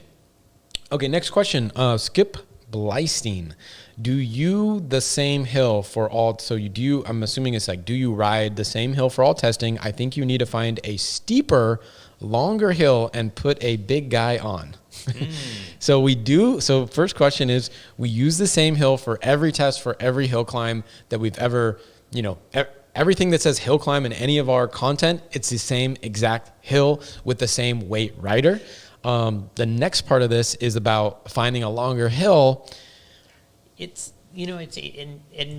think we'd have to do it on every scooter. It's only the real beast scooters that are kind of like shooting over the hill. Most of the scooters are kind of chugging, up that hill. They're not ripping up the hill. Most scooters hit a top speed, not most, but like most single motor scooters, I would say under 1,000 watts are gonna actually cap out at a top speed, and then some of them actually dip start losing a little bit, speed. and then kind of have this weird like trough looking function on there. So it's pretty well matched to most of the scooters that we do. But I do think putting a big guy on to see how that goes, that's been a thing that the industry's needed for a long time, and that's actually why there's other channels out there that have the larger riders, because their data is going to be a little different. Yeah, and we do have some data planned to gather pretty soon. In fact, I would have gathered it already if I hadn't broken my arm a couple weeks ago, where we're going to take a scooter and load it up with different weights and go do the hill climb and see how that comes out. That's right. Yeah, we're doing. I think Unagi reached out about that one, as far as they wanted on their blog post, but they wanted the reliable. They go to us for their data, which is cool. Yeah. So we'll get that. We'll get that data. Next question, Arvin via Augustin. I want to know how he does his speed test. I'm looking for an app that records the time for every 10 kph I achieve. Yeah. So an app. Yeah. So we don't use the phone stuff. Yeah. No, it's just the VBox Sport is what we use, and that comes with its own program. I think but there are apps for the phone for sure. True. Telemetry data, for the phone. I don't, I think people in the live chat may know better than we know about those, because we don't. I think the phone data is going to be close to accurate, very close. And how we do the speed test, I think we talked about it a little bit. Yeah. We always kick to start. Maximum acceleration settings. Everything. And just maxed it out. Get small. Yep. Kim Richmond is asking, what made you think of the fish scale to measure traction? I saw this question pop up earlier. That's a great question. Chuck and I we spent a lot of time talking about, different things we can measure, and a lot of this came up, just prior to doing the rain video, where we're looking for the best rain scooters. As in not the rain scooter, but in the rain. Yes. Yeah. There is no rain scooter video. I say our riding in the rain video actually came out, unlike the rain scooter. And so we were talking about ways to measure traction, relative traction in wet and dry, both of the tires on the pavement and of your feet on the deck. And we were talking about, maybe we put the scooter on something and tilt it and see what angle we can get it tilted to until it starts sliding. And then we just kind of came up with this idea. We'll take a standardized weight, put it on a shoe and pull it. And that represents, how much traction you would have on your foot on the deck. And then same thing with the tires, how hard do we have to pull it sideways? And it was to get a relative measurement. Is this scooter, in the wet versus in the dry, how much tire traction was there? And then, same sort of thing for the deck.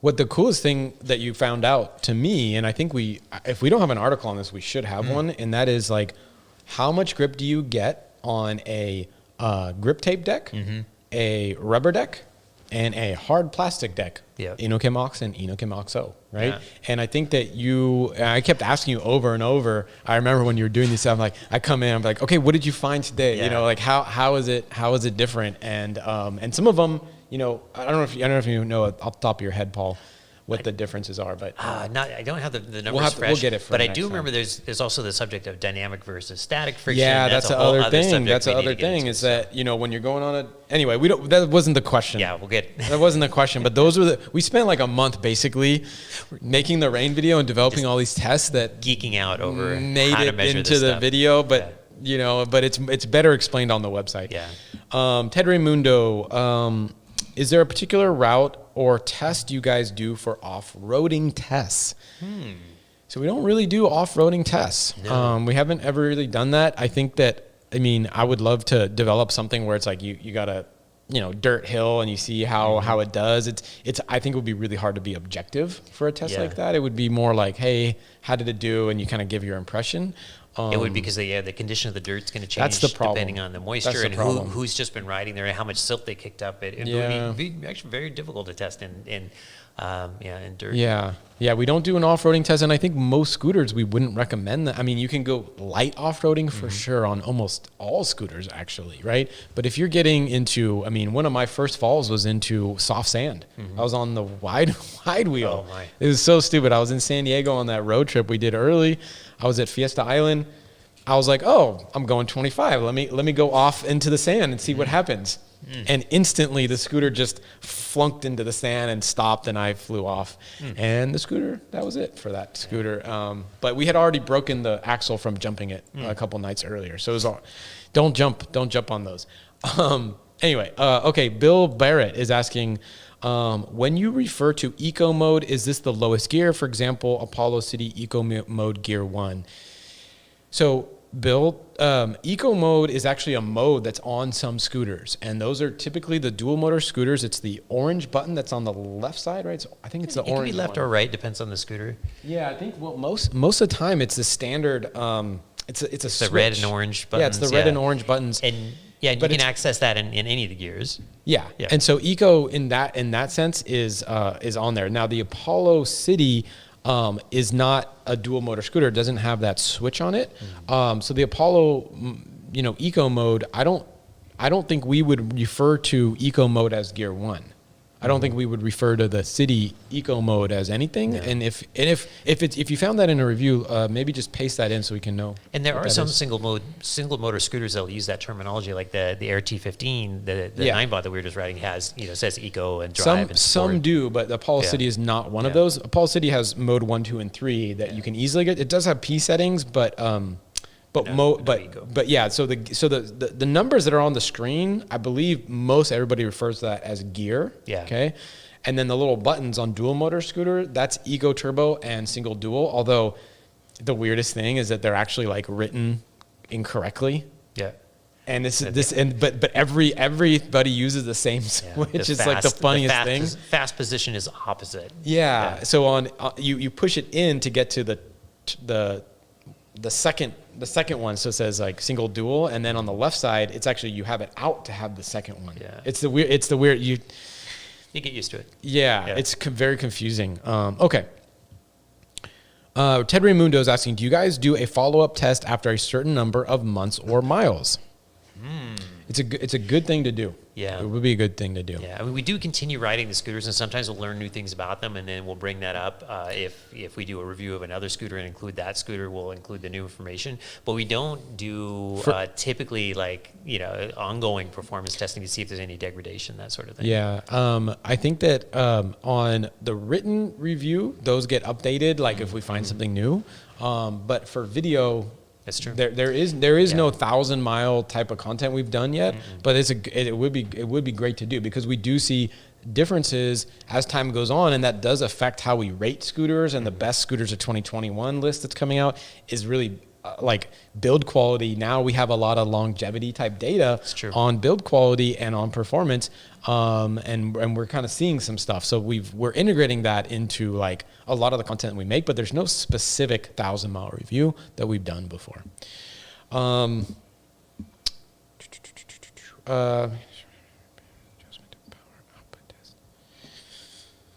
I don't know what this means 100%. Maybe I'll just read it and understand it. John Richardson's asking, have you guys considered adding some P setting adjustment power output test? Some P setting adjustment Power So output test. I would love to have a scooter dyno, so we could actually measure the output. So that way you could sort of calibrate. See, the P setting says I'm at 50% power. Am I really putting out 50% power? Or you just try different P settings and like really measure what comes out. Okay, I get what you're saying. Yeah, but there's not a really easy way to do that. Yeah, we need like a machine, right, to like measure the force that the tires pulling or whatever. Okay. We could also do it by taking our the weight of the rider and the scooter, and then like seeing how fast it goes up. It gains 100 feet in elevation versus acceleration in a straight line, but it's pretty complicated. Yeah, So. and yeah, okay. Okay.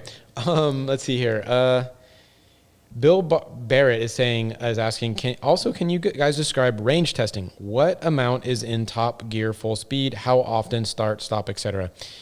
So Bill, I was actually thinking about doing like one lap, I guess, on a GoPro to explain. It's a 1.8 mile loop. So it's typically it's about 5 to 7 minutes per lap.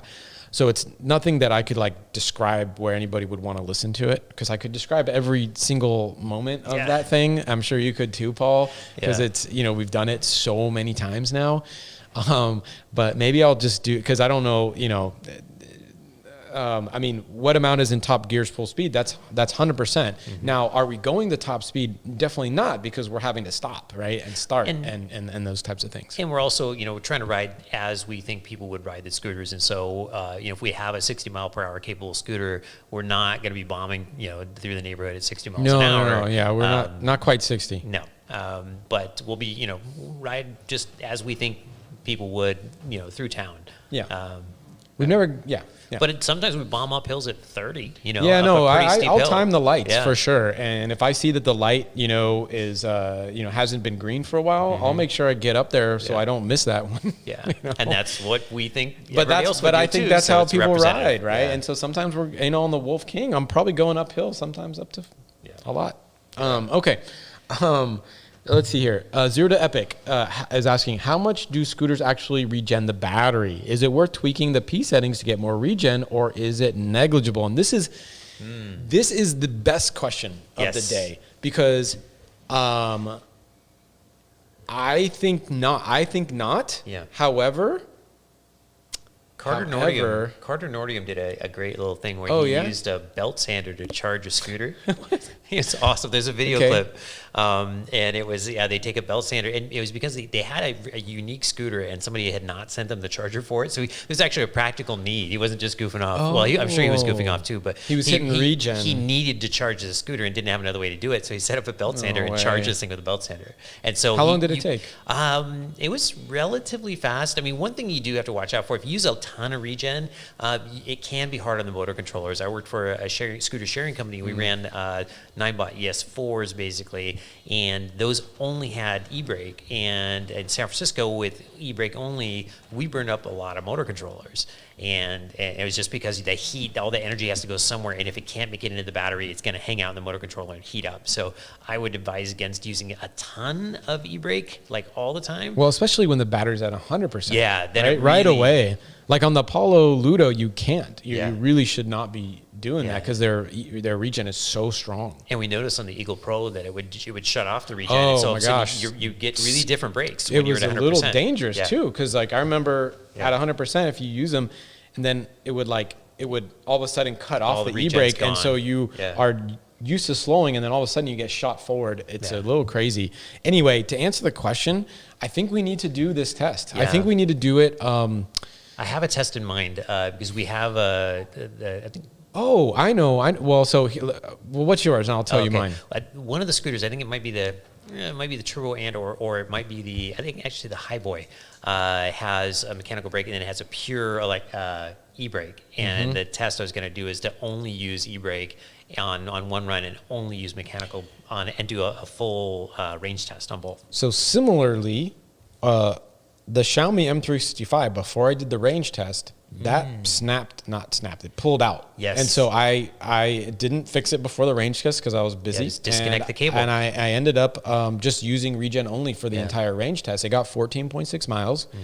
So if we, do it the normal I way. guess we're both saying kind of the same Yeah. thing as like do a test with and without regen only and Yeah. just see what the difference is. Now, maybe that changes for a bigger scooter versus smaller, but you know, I actually, you know, on the Wolf Warrior, I use regen almost only. Because that's how I like to ride. Yeah. And if I turn that completely off, I could see if I want to do another Wolf range test. Yeah. I'd like the Wolf, but you know, the full range tests right. are, Well, is it as time- Alex Simon knows. Is it time for scooter trivia? Yeah. Is there All any right. last? Hold on. Let me just make sure there's no. Oh, we got a Quan Yi Somerville. Oh. Is saying hi, Paul. Hi, Quan Yi. That means my boys are watching too. That's my wife. Oh, hello. Hey, Sterling. Hey, Lincoln. All right, cool. Let's get time for trivia. Let me put on a little trivia music here. One more thing. Oh yeah. Yeah, so I see some questions earlier about Big Dog doing some tests. This is what the website is for. When I'm in the review and I say hit the website, that's where you see some of the stats and some of the things how I've performed for his big dogs. And we have a regen article on our website, I think, right? Something like about. I'm sure. No, we definitely have a braking article. Braking. It doesn't go into like, well, it does go into a little bit actually. But check All it right, out. I'm ready for the. All right, here we go. Further- Scooter trivia. Scooter All right, trivia. All so I right, think you let's guys do it. gonna know. Well, I know you guys know this one, but okay, heaviest scooter that we've ever weighed. So we've started just in the last few months, like weighing the scooters as one of our data points and comparing that to manufacturers' weights. And I'm just gonna give us this one because we already know. We all talked about this one. Yeah. The heaviest scooter we ever weighed was 112 pounds. Was a Curse Panther, with second place being the Wolf King at 104 pounds. The lightest scooter we've ever weighed, I think you guys are going to know this one. The Air. It has to be the Air RU scooters. So I'm going with the Air. I'm gonna go with. So that was 23 and a half. 15, So that's you're what saying Air. I'm gonna say. Hold on. There was one from. Hold on. The old one from Fluid Freeride. Yep. But well, we didn't weigh some of the old ones because we've only weighed. Well, the newer okay. ones. They said it was. I think they said it was 22. It Yeah. was called the. Did we weigh it? We didn't weigh it. Okay. What was that? What's the what? So, okay. We're gonna- Okay, so we didn't weigh that ES4? one. Right. Okay. No. All right. So What is it? Air T15 is the lightest one we've ever Oh, weighed okay. at 23.8. Second Great. lightest is surprising to me is 27 pounds. It's the Xiaomi You M365. didn't. What the that we weighed. Unagi's lighter than that. I have not weighed the Unagi. Oh. So it's anyway. Okay, It's a all new right. measurement. We don't have all Okay. the Okay. The rest of these we have. Unagi's like 24. I think. The rest of these we have. Actually, Okay. but the dual motor is still heavier. Yeah. It's Next still less than question. 27, I Yeah. think. All right. So next, the scooter that had the biggest difference between the manufacturer claimed weight and the weight that we got. And there's no way you guys are going to guess this, so I'm just going to say what these Okay. are. The GoTrax G-Max Ultra claimed to be 36 pounds. It was actually 39.9. Wow. And so 36 and it was actually 39. And it was 3.9 pounds heavier than it said it was. Did you let them know? No, and in fact, this is a weird one because this came up because like somewhere it said it was like 65 pounds. It was like there was some number floating around that was just way wrong. And so anyway, I'll tell you many times we've let some Yeah. of even the best resellers will know, hey, your scooters this is 40 pounds, not 30. You know. The Fido QNS came out. They shot a couple times. okay. They were very conservative in their numbers. They claimed 44 pounds when it was actually 39.7. So they were 4.3 pounds lighter. How are you off that much? Yeah, and it was fully loaded. I That mean, I had doesn't make sense. all the accessories on there. Like, you know, how the does that bags. happen? I don't know. Okay. Okay, highest measured top speed. You guys. Highest measured top speed. Well, that's the Wolf King. Wolf King. Yes, Wolf King. Second Okay. place.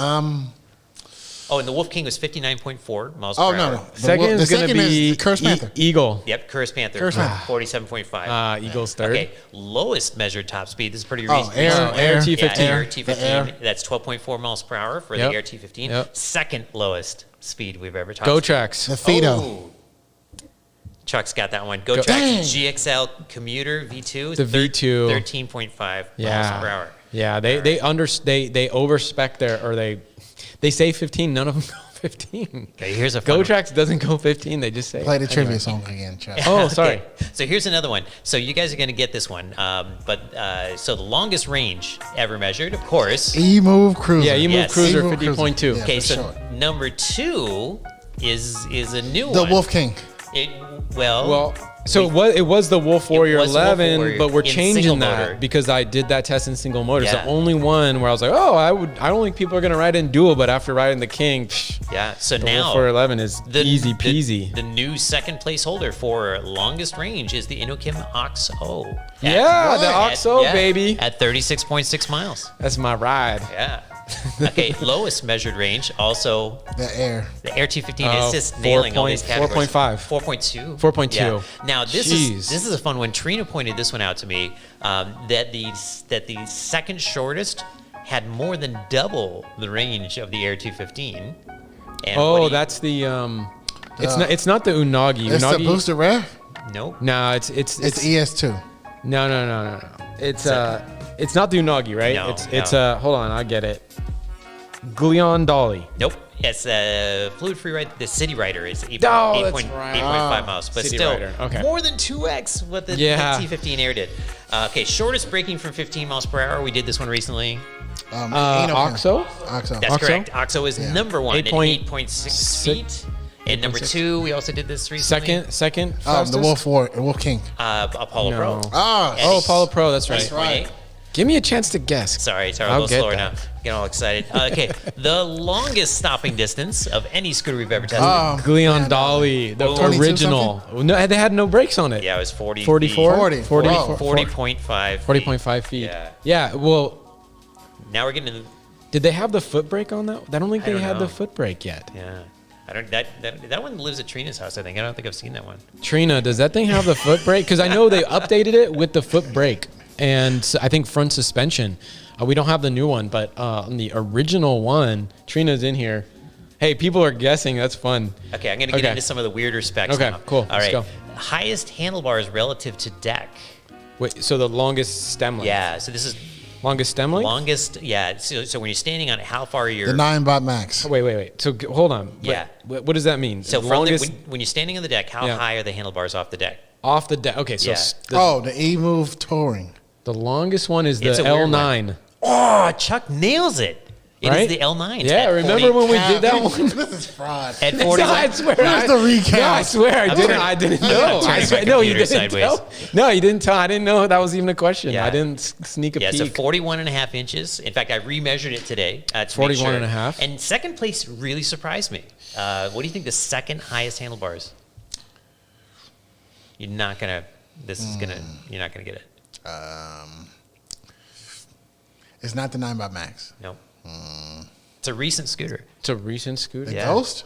It is. Oh, it's the Ghost. shit. Yes, Okay. the I mean, second shoot. highest Whoa, handlebars. whoa there. 41 inches. that. Kids watching Bleep this that. show. And this Okay. I'm measuring from The the Ghost. from the deck to the center of the handlebars. No, just that 'cause, makes yeah. sense. And I think just a quick aside is that, I think around 40-ish, 40, 41 has become a sweet spot for a Yeah. lot of people. And I think I mentioned this. I saw comments, people basically saying the same thing, which is that 40-ish, Yeah. range is like real nice for people. When you get to 38, right, you got to crouch, and that's just a different style. And the Ghost is going to depend. I mean, you can really set it up plus or minus half an inch pretty easily. And I from think there. So I that's think just this, where we have it set. Yeah, I think the stem length is something that we're gonna be when we have the website updated. That'll be something on the database that you can then sort and filter by, as well as the deck length, because those are two that we don't have on the. I mean, it's in our internal Yeah. database, but you don't want to see that thing. Okay, I got another weird one. Okay. So obviously, lowest handlebars would have to do with like adjustable things. So I skipped those. So non-adjustable handlebars. What is the lowest? The high one of the handlebars? high boys. Dang, you're good. What? I don't know the difference between those because well, it's not fair. Not You big can't even dog ride. approved. I'm not riding those things. Yeah, you can't ride It's that like damn two, Okay. Okay. So it's the Big man. Highway Max V2. It has a 35.5 The Max. inch, Yeah. and it actually tied with the Air T15. Oh, the Air. Okay. Amazingly. Yeah. I mean, that seems so Okay. much smaller, but it's tied with that. How about the shortest deck? You guys are gonna know this one. And this is the deck length from where you could. It's not your the heels. it's not the Skywalker 10S, is it? No. Okay. The U scooter. No. We complained about it during the review. No, We yeah, were- yeah. Oh, we complain about a lot of decks. The Kim Quick 4. Yes, that is the Oh, there you Yeah, go. yeah, yeah. Okay, I like it. Yeah, Man, I 15 forgot about that Yeah, one. nah, I didn't. I hated it. Yeah, 15.5 Paul inches. loves it. Paul loves I it. still love that scooter. His favorite letter is T. Upside down. No, just kidding. Okay. I don't get All it. right. at all. That's the it's a stupid joke. It's the way his feet have to go. There we go. Right? You can't okay. go like this. You got to go like that. Oh, okay. Like that. All if you're right. upside down. Okay. It's 15.5 inches. Let me give myself a sad trombone. Okay. Second shortest deck ever. Okay. Let me think about it. Let's second shortest deck ever. It's If I not. had them here, I could look at it. And this is of scooters. All of these numbers are of scooters that we have tested. So I'm sure out in the universe there are ones that are bigger, or smaller than all of these things. But these Yeah. are just ones. It has to be the U Scooter Sport. No? And I didn't verify this one, so this is just going, from the numbers we had. But it's a tricky one. It's not another Enokim. No, I don't think you're gonna get it. It's a 9x ES2. It's 16 inches. Wow. Yeah. Really? That's what it's. Yeah. And anyway. Yeah.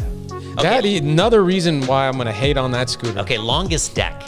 Longest deck. The In Motion? No. Oh, that's not a bad guess. That's a big Longest. scooter. People don't realize how big that thing It's is. not the In Motion. Yeah. The longest deck.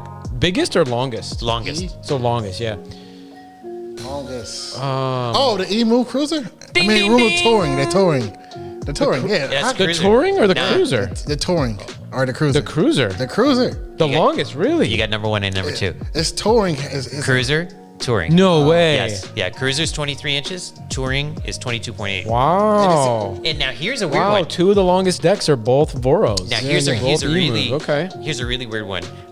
The Highboy Max V2 has the third longest deck, but the shortest deck to handlebar height. That's why it looks so weird. Yeah. That scooter. It's like it looks like that Remember that I was just gonna say, ESC? the racing scooter. Remember the Yeah, racing yeah. scooter we showed last week, where like the big giant is on Yeah. top of the scooter? It looks anyway. That's got a hot basically dog they with just it. have a bunch of high boys over there. Yeah. All right. Okay. Widest deck that we've tested. the Courage Panther. Yes. Boom. Damn, you're coming up. I like it. Wow. These Wow. beefy scooters. Yeah, I know okay. the beefy scooters. Wow. Okay. All right. Last two, and these are pretty easy. Yeah. The most ground clearance. The most, King. the Apollo Pro. King or Ghost? You're actually both right there. The King, both the Wolf Warrior and the Wolf King at 7 3/4 inches, and then the 010X at 6 inches, Oh, which okay. means probably I didn't Okay. check against the Okay. Apollo Okay. Pros. All right, least ground clearance. Booster Rev. Nah, the newer. It's gonna. I mean, Now, that's what's that- low. what's That's the other low. one? You fell off of it. Well, so it's gonna be. the It's Enocam. It's gonna be Enocam, the small well, one. Light The two? Quick 4. What, Richie's no, not guessing. the Quick 4. What'd you say, Richie? The Enocam Light. Yeah, I was gonna say Air or Yes. Light 2. Yes, is the The ding, Light ding. 2 is number 2, right? Chuck's got both of them. Yeah, the Air is the very lowest at 2 inches off the ground, Cool. and the Inokim Light 2. Actually, no, it's the Light because it's the one we Light. have. Yeah. And it's New song. 2.25 inches off the ground. But I'm liking that the touring's up there because if you've seen the Big Yeah. Dog Top 5 scooters, I love that scooter because it's that deck size is. So I've got huge. Pause. So I've got a big. The big finish here is I've got some data that Richie has a chart loaded I like over that. here. The big finish. And it's the difference between manufacturer claimed range and what we got for range, and it's done as a percentage. And so if you claim 30 miles, we measured 30 miles, you get 100%. And so at the very right hand side is the FIDO QNS or the FIDO as they like to call it at 112% of the claimed range. It actually did better than the Paul, this is manufacturer so claimed cool. range. And then I can't all see the it from way, here, but yeah, it's I know, really yeah, cool. all the I'm way gonna on the look at it very on my computer. all the way on the very left hand side down at below 50% is the rev. The booster rev comes in dead last for claimed range versus actual What did they claim? range. I didn't put the raw numbers on here because that was not going to fit. I mean, Well, actually, we could figure it out if Yeah. it got what was it 8.6. I think so, yeah. And so so it's going to be a little more than double. It's going to be like 20 is probably claimed range. Yeah, That's rough. And so anyway, Man. we'll probably get a big The spike. hate is real. We'll get a big spike on retention here for people picking through the data here. Oh, But this is yeah, great. maybe. This is like Yeah. this is every scooter. Now I'm looking at it. I just found it on the deep dive. Yeah, so it's a brand new chart. I just made this today, and it's the first time we've ever compared the percentage of claimed range versus Yeah. real range Yeah, for yeah, every yeah. scooter we've ever measured. So it's That's kind of a cool. fun That's thing to cool. look through and see how they did versus claimed. I like claimed that. range. So Yeah, that's that. there's a Horizon. I remember that got more. It was the first time. It was crazy. And they've got one other special thing in that. I don't know if Richie, I don't know if you got the Slack message I sent earlier with the Dropbox thing. Did you? Okay. Well, good thing I brought that. Okay, we'll bring this back later. Okay. Yeah. Paul, thank you. That was awesome. Getting all this good data. I hope Who won? everybody. We didn't keep score. We didn't, it's not a. Hey, but you know what? We are gonna do March Madness in a couple weeks, right? Or next week? Is it next week? I think it is. I need to look at the schedule. All right. Next week is March Madness, so we're gonna have the Phantom first look coming out, and then March Madness is gonna be on our live show next week. But March Madness. We're picking scooters. to the final. But I think we got through that. So let's we're gonna get into micromobility news with Ramir, and then we're gonna preview the Roadrunner and the Phantom. But before that, we're gonna take a quick commercial break so we can all just rest our mouths for a second with a quick commercial by VORO Motors.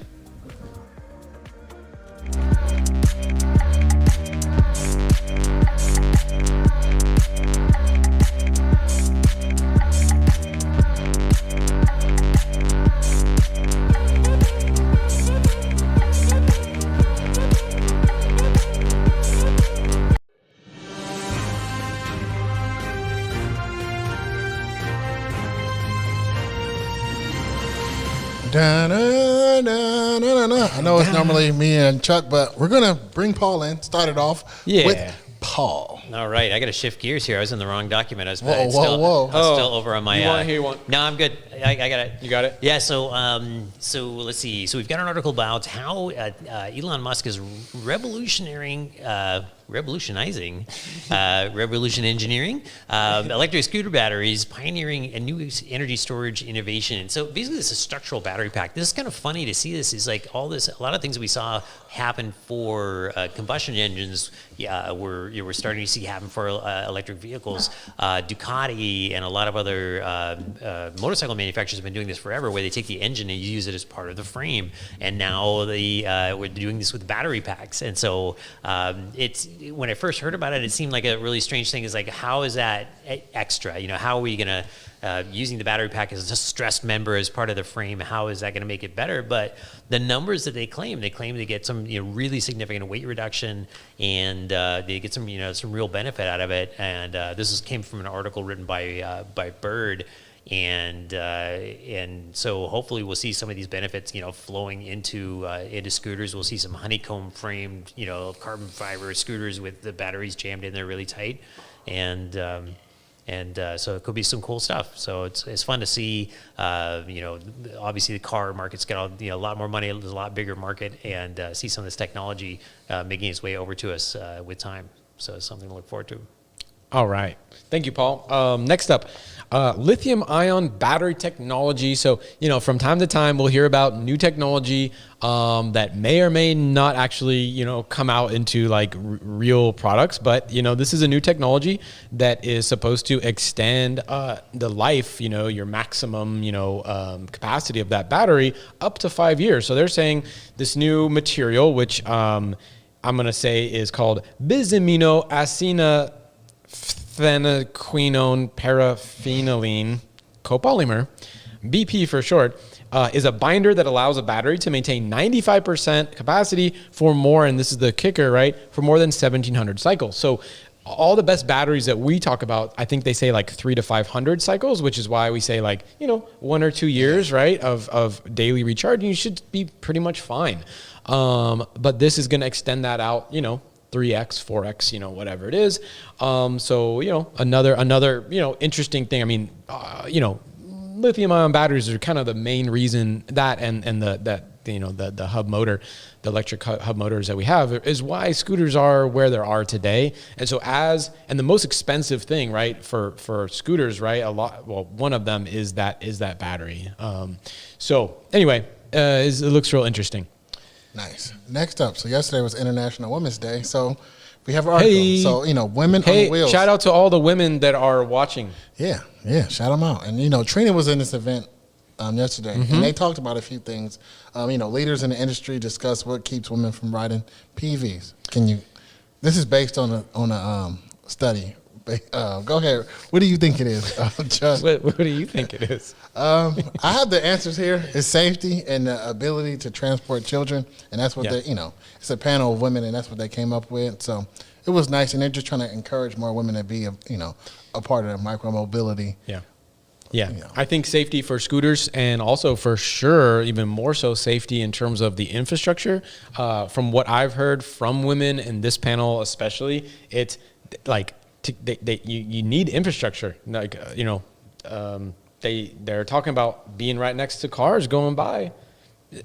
You're not gonna get women on scooters until that gets solved, and I think we need to work on solving that for everybody. Yeah, and so it's the recording is in the link. In the description. Cool. So yeah. I think they're gonna have the replay open. Yeah. So I think we try to report on how to get women on scooters and micromobility more and more. I like to see that kind of work going on. Paul, you're next. Oh, I was sharing a file with Richie just now, Oh, so okay. I wasn't paying attention. Okay. Big motorcycle manufacturer signed a letter of intent to collaborate on swappable batteries, and so Richie, you're on the. And show. so it's pretty cool. So it's I love the idea of swappable batteries. I love the idea of the motorcycle companies working together on swappable batteries, because it's and this has happened before. Kawasaki and Suzuki have worked together have done some collaborations before, because when you're that small, to get the engineering dollars and just to make things really work, sometimes you got to work together. I love the idea of if you have, say you've got a big expensive lithium battery, and then you go and get another motorcycle, maybe you can buy one that doesn't have battery at all and just bring your battery with you. And so, a big part of the value is going to be there. Or say you have 4 motorcycles, you can only ride one at a time. You've got 1 battery, 4 motorcycles, there you go. Or share the batteries between your motorcycles, and then, it's faster than recharging. So some exciting stuff, and I'm really happy to see these guys working together. Awesome. Cool. So, industry news. If you're in the New Jersey area, VORO Motors has a new dealer. They'll be carrying the following products with full service and repair at the facility. So it's the eMove Cruiser, the eMove Touring, the Mantis Pro SE, the Wolf Warrior, and the Vito. Cool. Videos, details for their website are in our video description. So if you're in New Jersey, Jersey boys. Something like that. All right. Cool. All right. So we botched those. We ready to do the face? Oh no. Okay. So actually, after the news, we're gonna show the Roadrunner and the Phantom, just like a quick preview. Oh yeah. So I know the show's running late, but we promised this, so we should do it. So what's up? You want to put up the table? Dun dun dun. We just unboxed these. So we had just unboxed the Apollo Phantom today. Chuck and I have had a chance to both ride the Phantom basically around the block. So we've got our first impressions of that. And then the Roadrunner was, I think, yesterday. We unboxed that and have just had a chance to ride that a little bit. And so here's the Phantom up on the table. And a lot of differences. It's definitely a bigger change than you're used to seeing from when we were sort of changing generations of scooters and that sort of thing.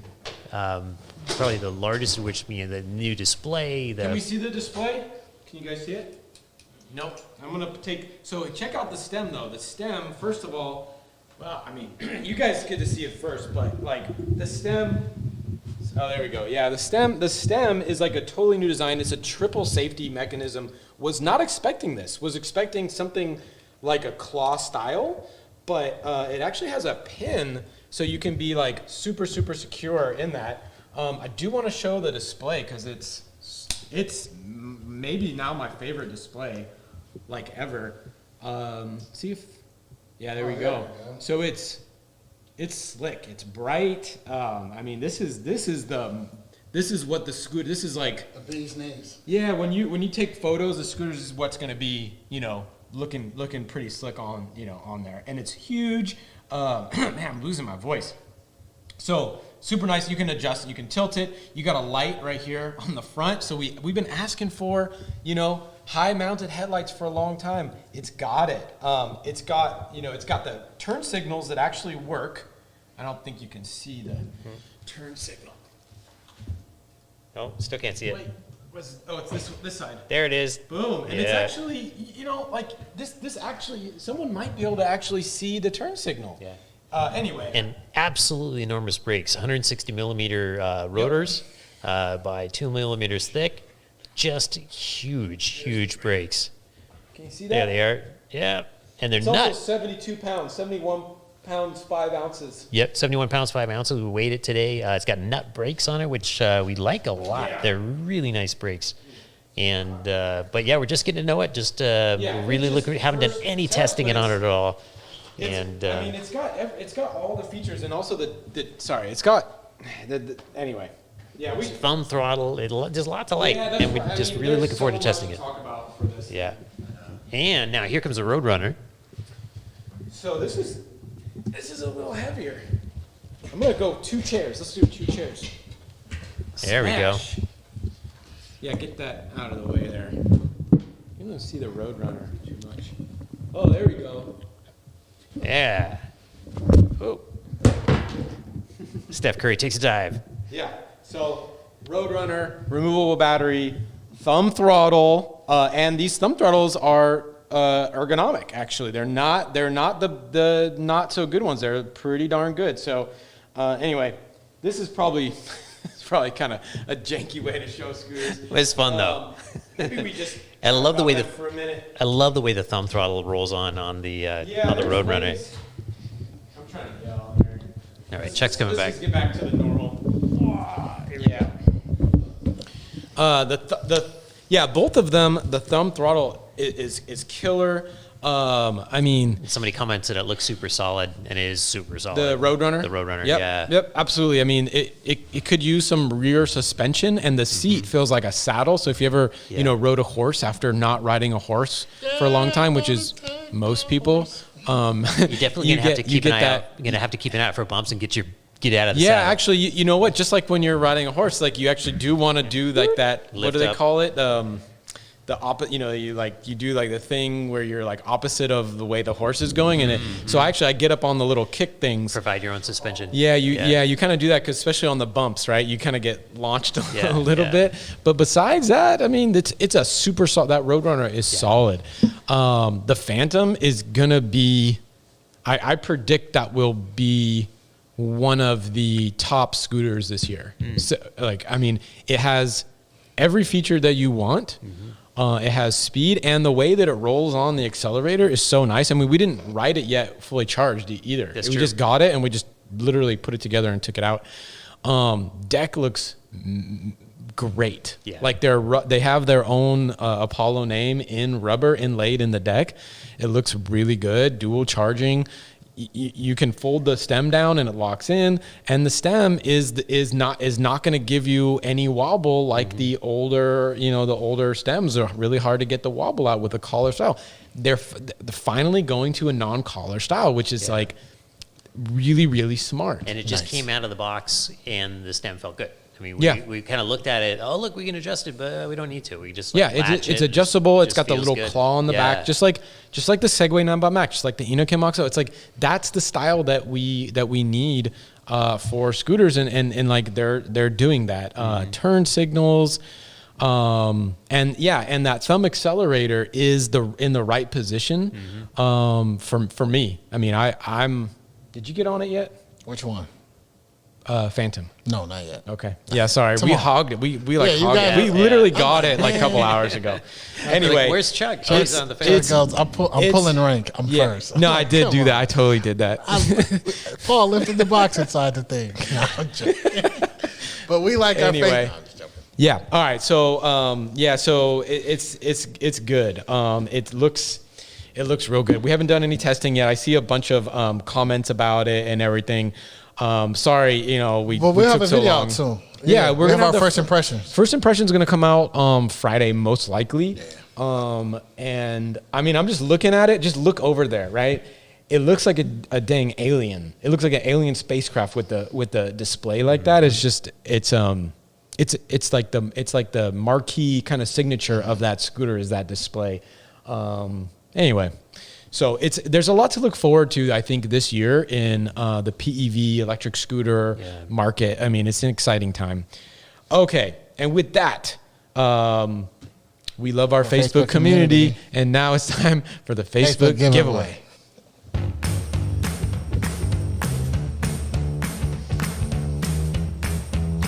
We're about to crack 2 hours. Yeah. Hey, there's still over 100 people, and I see Apollo is over here. The guy stuck around. That's awesome. Yeah, shout out to Apollo for hanging out in the live chat with everybody, answering questions and stuff. You guys are awesome. Okay, how does this work? So Chuck's going to roll the die. Whatever number it lands on, Richie's going to hit the randomizer that many times. The person who's on top on the last type of roll is the winner. And we can actually see the names, which is great. I love this new randomizer. Yep. And a shout out to Corey Boney from Armadillos, right over here. So you get to choose. It's shipping worldwide. You get to pick between red or blue. Do you want the red pill or the blue pill, Ramir? I would go with the red pill. Okay. All right, here we go. Here we go. We didn't take out Steph Curry this time. It's number one. Number one. Oh, it's one. That's so easy. We're going to do one. So here we go. Oh, that's my video clip. Oh, That's we're going to play that. For everybody who hung out for the end of the show, I'm going to sing. Oh, I can't wait. Cool. Okay, let's do it. All right. That one time. Okay, here we go. Number one. What's that, Jeff Scalabur? Jeff Skaber! You won! Congratulations! Okay, Mr. Vosk will be in touch, and Corey will get you that over to you. Thank you for participating. For everybody, this is every Monday. David Vosk makes a post in the Facebook group. If you want to be part of it, join the Facebook, and you got to just share it or comment, I believe, to be entered, but it's easy.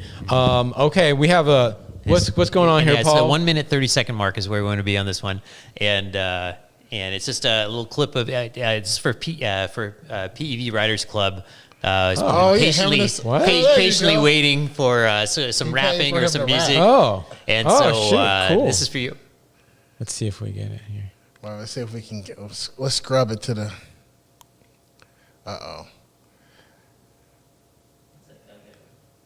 Richie's setting it all up. Oh, okay. This kind of stuff, this show.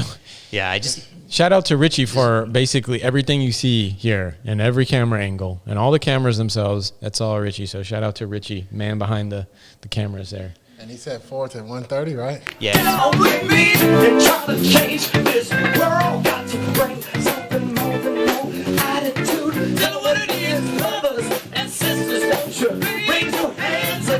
Which one's you, Paul? It's me all the way to the left. Oh, okay. The hair? Is that sax? Yep. Oh, he plays sax. Yeah.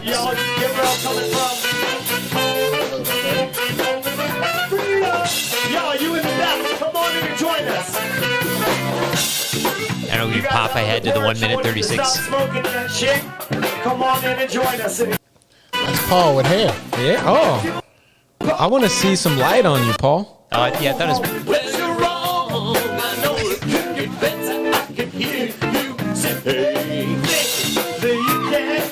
What you need, but man, understand we all need the same thing. Hey, let's lead us out. Good job, Paul.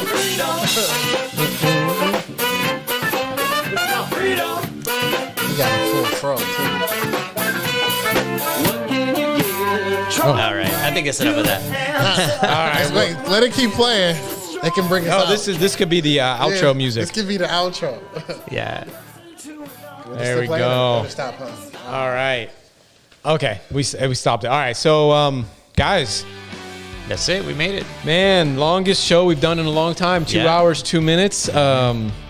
Thank you guys for joining me tonight. Yeah, this show was longer than the Corona. What? The coronavirus? Oh God.